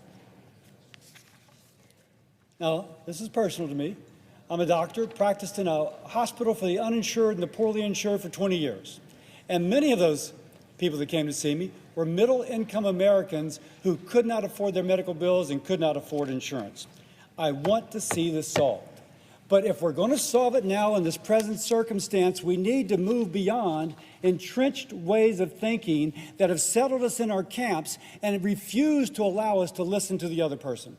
And I thank some of my Democratic colleagues for being here. We've got to be creative.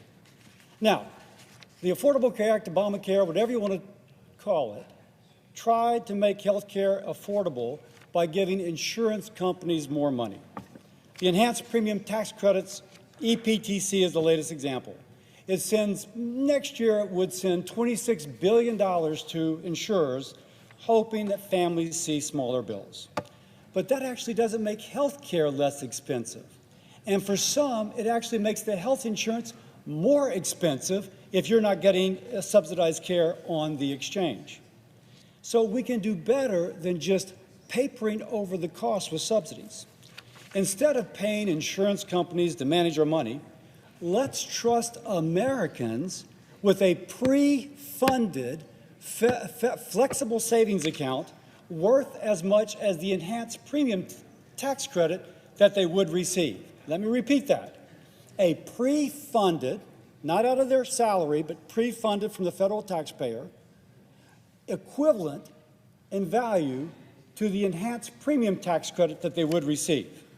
Now, let me make it clear. I'm not speaking for the Republican caucus. I'm not speaking for President Trump. I'm not even speaking as the Health Committee chairman. I'm speaking as a senator and as an American that sees us at an impasse and is trying to think differently about how we can move forward. So, I'm going to present to my fellow Americans an idea that hopefully will move us out of this stalemate and go forward. And I'm going to try and speak as if I'm speaking to the American back home. Here's the problem. Under the enhanced premium tax credit, if your insurance premium goes up, if the insurance company decides to pay more, they just get more subsidy from the taxpayer. Now, insurance companies get paid no matter what, and it doesn't matter how expensive the tab is. There's absolutely no incentive to bring the cost down. There's no transparency as to what the care really costs, and there is absolutely no reward for the family that goes to a place which is less expensive. It's like putting a Band-Aid on a broken bone. You're hiding the fracture, but you're not fixing the broken bone. Let's fix the broken bone, which is high health care costs. So, put simply, the enhanced premium tax credit does not empower patients. It enriches insurance companies. By the way, they're important. We need them. But if I have a choice of empowering you, the American, or enriching an insurance company, I and we should pick our fellow American. Now, imagine a different type of help. Not paying the insurance company another subsidy, but putting money pre-funded, not out of your salary, but roughly equal to the enhanced premium tax credit, put that into an account that you control. Every eligible American citizen on the exchange would receive this federally pre-funded flexible spending account. And it would work like the prepaid health account you use for real-world health expenses. It would actually have more flexibility than your current insurance proposal. You go to the dentist, it can pay for dental care. You go to the orthodontist, it can pay for your orthodontal care. It can pay for eyeglasses, which typically insurance does not pay for. Prescription drugs, medical supplies, your deductible, your copay, it can pay for it all. Now, it wouldn't pay for insurance premiums. This is about you spending directly for your health care costs, not about enriching insurance companies. It would pay for the care that families actually use. That's what a pre-funded flexible spending account actually does. I keep emphasizing pre, because I mention this to people, and they say, wait a second, this has to come out of my salary. No, this would be the money that would go to an enhanced premium tax credit, and instead it goes into this account that you control. Now, it seems complicated for some. I go and I mention it to them. I say, oh, boy, this is something different, Bill. This is a great idea, but, it's kind of like, just too different. 72% of Americans getting their health care through some government entity are offered flexible savings accounts. 47% of people getting insurance through their employer are offered FSAs. This is something that is used by millions of Americans already. So what I'm proposing is just to give this option to people on the exchanges. And by the way, the federal government already offers flexible savings accounts to people on these small business exchanges.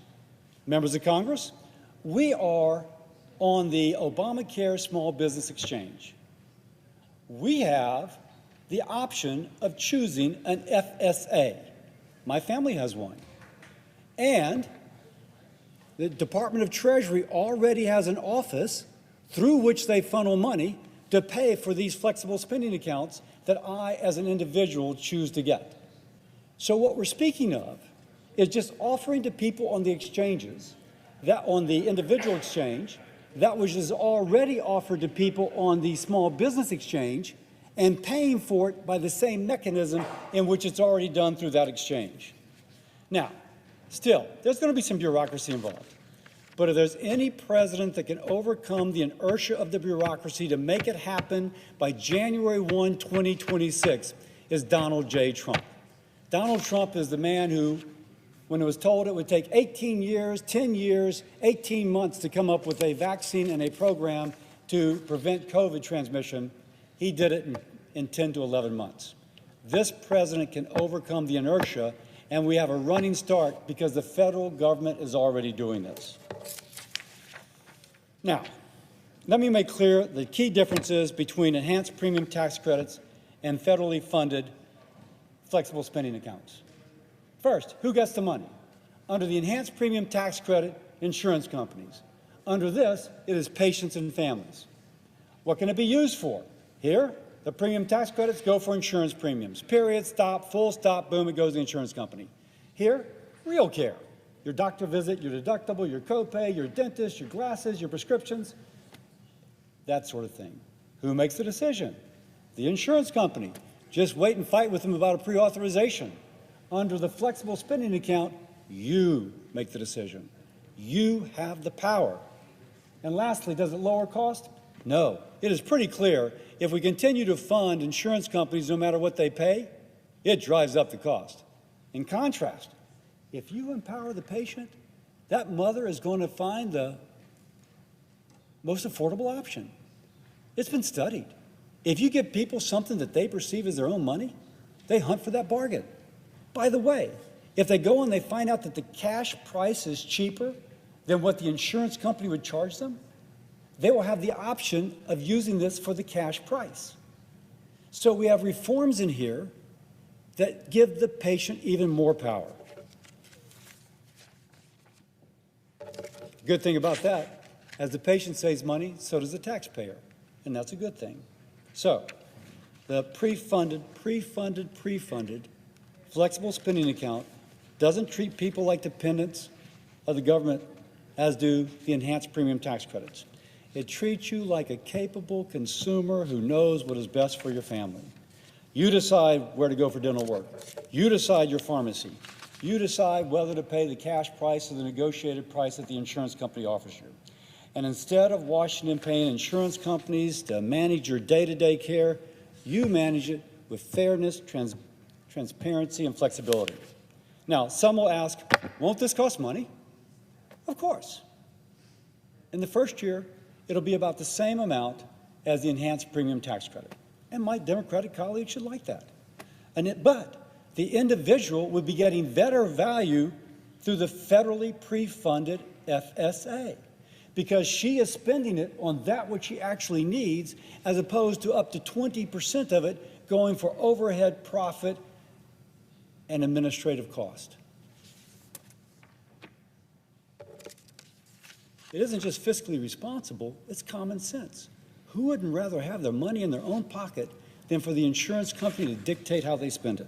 So here's the choice before us. In conclusion, we can keep paying insurance companies to paper over the higher cost behind confusing bills in a system which actually raises the cost for some, or we can give Americans the tools, we can trust our fellow Americans to pay for their care directly at fair prices with transparency. If you will, it puts patients first, not insurers. It encourages competition. It rewards smart choices, and it begins to make health care truly affordable, not by inflating subsidies, but by unleashing the power of the consumer. Let's stop writing blank checks to insurance companies. Let's invest in our fellow Americans. I say this, we have to first open the government. This takes writing some legislation. We have to open the government. But we have to be willing to take a risk to solve a problem and not be afraid to do something different. I have seen in our chamber right now a hunkering down. We've not been able to solve it, so we're not going to try anything different. We're just going to wear the other side down until they wave the white flag. Now is the time to be creative. I'm a rock rib Republican, but I will say what I just offered is not a Republican solution. It is not a Democratic solution. It is an American solution. Let's open the government. Let's work together. Let's fix health care by giving the American more power, not the insurance company. Thank you. Senator A question. from Washington. Without objection. Thank you. Will my colleague yield for a question? Thank you. I noticed in your proposal, you're talking about something that you would hope to affect January of next year. Is that correct? That is the goal, to have this ready for next year. What is the senator from Louisiana's interpretation of how the market controls the, you're trying to create a market mechanism where you're giving the consumer the same amount of money you would give them in the tax credits to make the insurance more affordable only through a health savings account. But how do you know once you gave that in the health savings account, the market is going to not still have an increase above that amount? So how do you think this affects the market? Wonderful question. First, this is a flexible savings account, not a health savings account. There is a legal distinction. I want to make that. When the enhanced premium tax credits are not renewed, we know the insurance companies have already set up their rates. And so the consumer, our fellow American, will be choosing from the offerings that have been made by the insurance company for them to choose from. The difference would be, And they will see, by the way, that the policy for someone at 400% of federal poverty level costs about $2,500 more a year than it otherwise would have with the enhanced premium tax credit. This would be supplemental. We would say to that individual, you're at 400% of federal poverty level, your policy is $2,500 more a year, you will get a flexible spending account pre-funded to help offset the cost of this. Now, if it's my family, I would say, I got $2,500. Maybe instead of going for a silver plan, I'll go for a bronze plan, because now I can offset the higher deductible with my flexible savings account. And because I'm going for a bronze plan, my premium will be lower. But that's trusting the American people. We are plugging into the current insurance market. We're actually not changing at all how it functions. Would yield for another question. I'm assuming that you think affordability is the key. I certainly think affordability is the key. Nobody wants to subsidize expensive health insurance. We want to create market mechanisms to drive down the cost of health insurance, not just spend money to buy expensive insurance, whether you buy it through the tax credit or buy it through a health savings account. We want to create those mechanisms. So again, all of this is going to take place in November and December, right now and December. So somehow you would make some calculation in January about what would go into a savings account, or you're thinking of a flat number? That's a wonderful question. No. If somebody, the federal government knows, or put it this way, many states have calculated what would be the insurance rate with an enhanced premium tax credit, and what will the insurance rate be without the enhanced premium tax credit. It has been calculated for our fellow Americans what the value of an enhanced premium tax credit would be if they signed up for a certain policy in their state, given their age and their health condition. They know that. The question is whether they get the credit or not. Well, they're not going to get it, so the policy is going to be higher.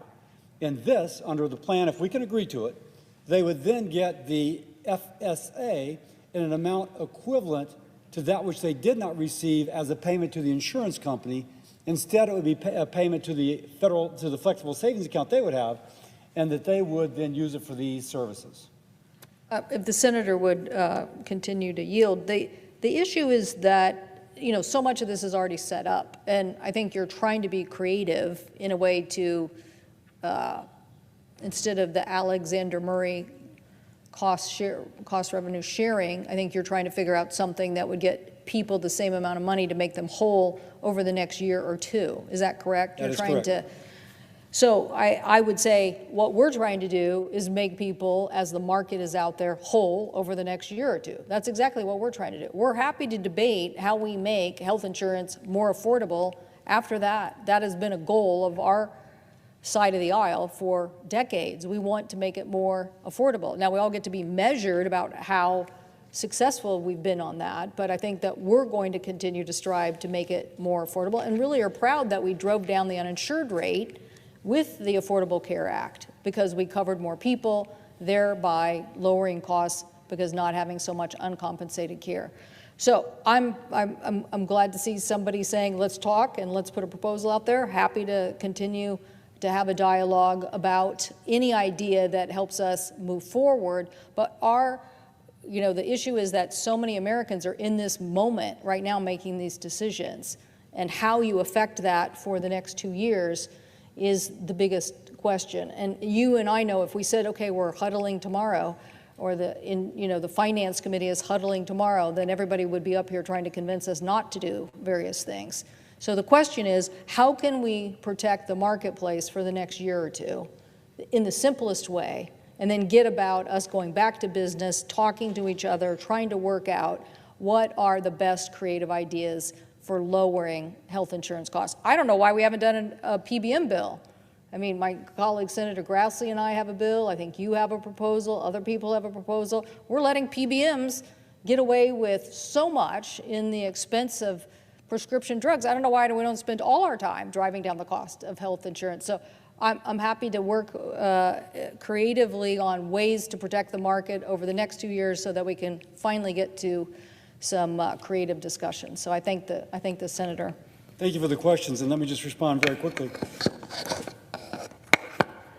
I think the beauty of what I'm proposing is it fits in very nicely with the insurance markets as they currently are. It doesn't require anything to change between now and January the 1st. It is too late to change those plans and those rates. It is just too late. This does not require those rates to change. This would be something which could benefit our fellow Americans next year and could be implemented by then. Yes, the bureaucracy is going to have to work hard. President Trump can get them to work hard. You mentioned several other reforms. I am in total agreement. We should be working, again, Democrats, Republicans, that's what we need to do to get something done, in order to come together for a set of proposals that will lower health care costs. And both as a member of the committee, we both serve on Senate Finance, as well as the chairman of the Health Committee, it is my intent to do that. We've got to do that. But this can work this year for Americans who are going to be on the exchanges, and that's my hope. With that, I yield. Thank you. Under the previous order, the Senate stands adjourned until 12 tomorrow, Saturday.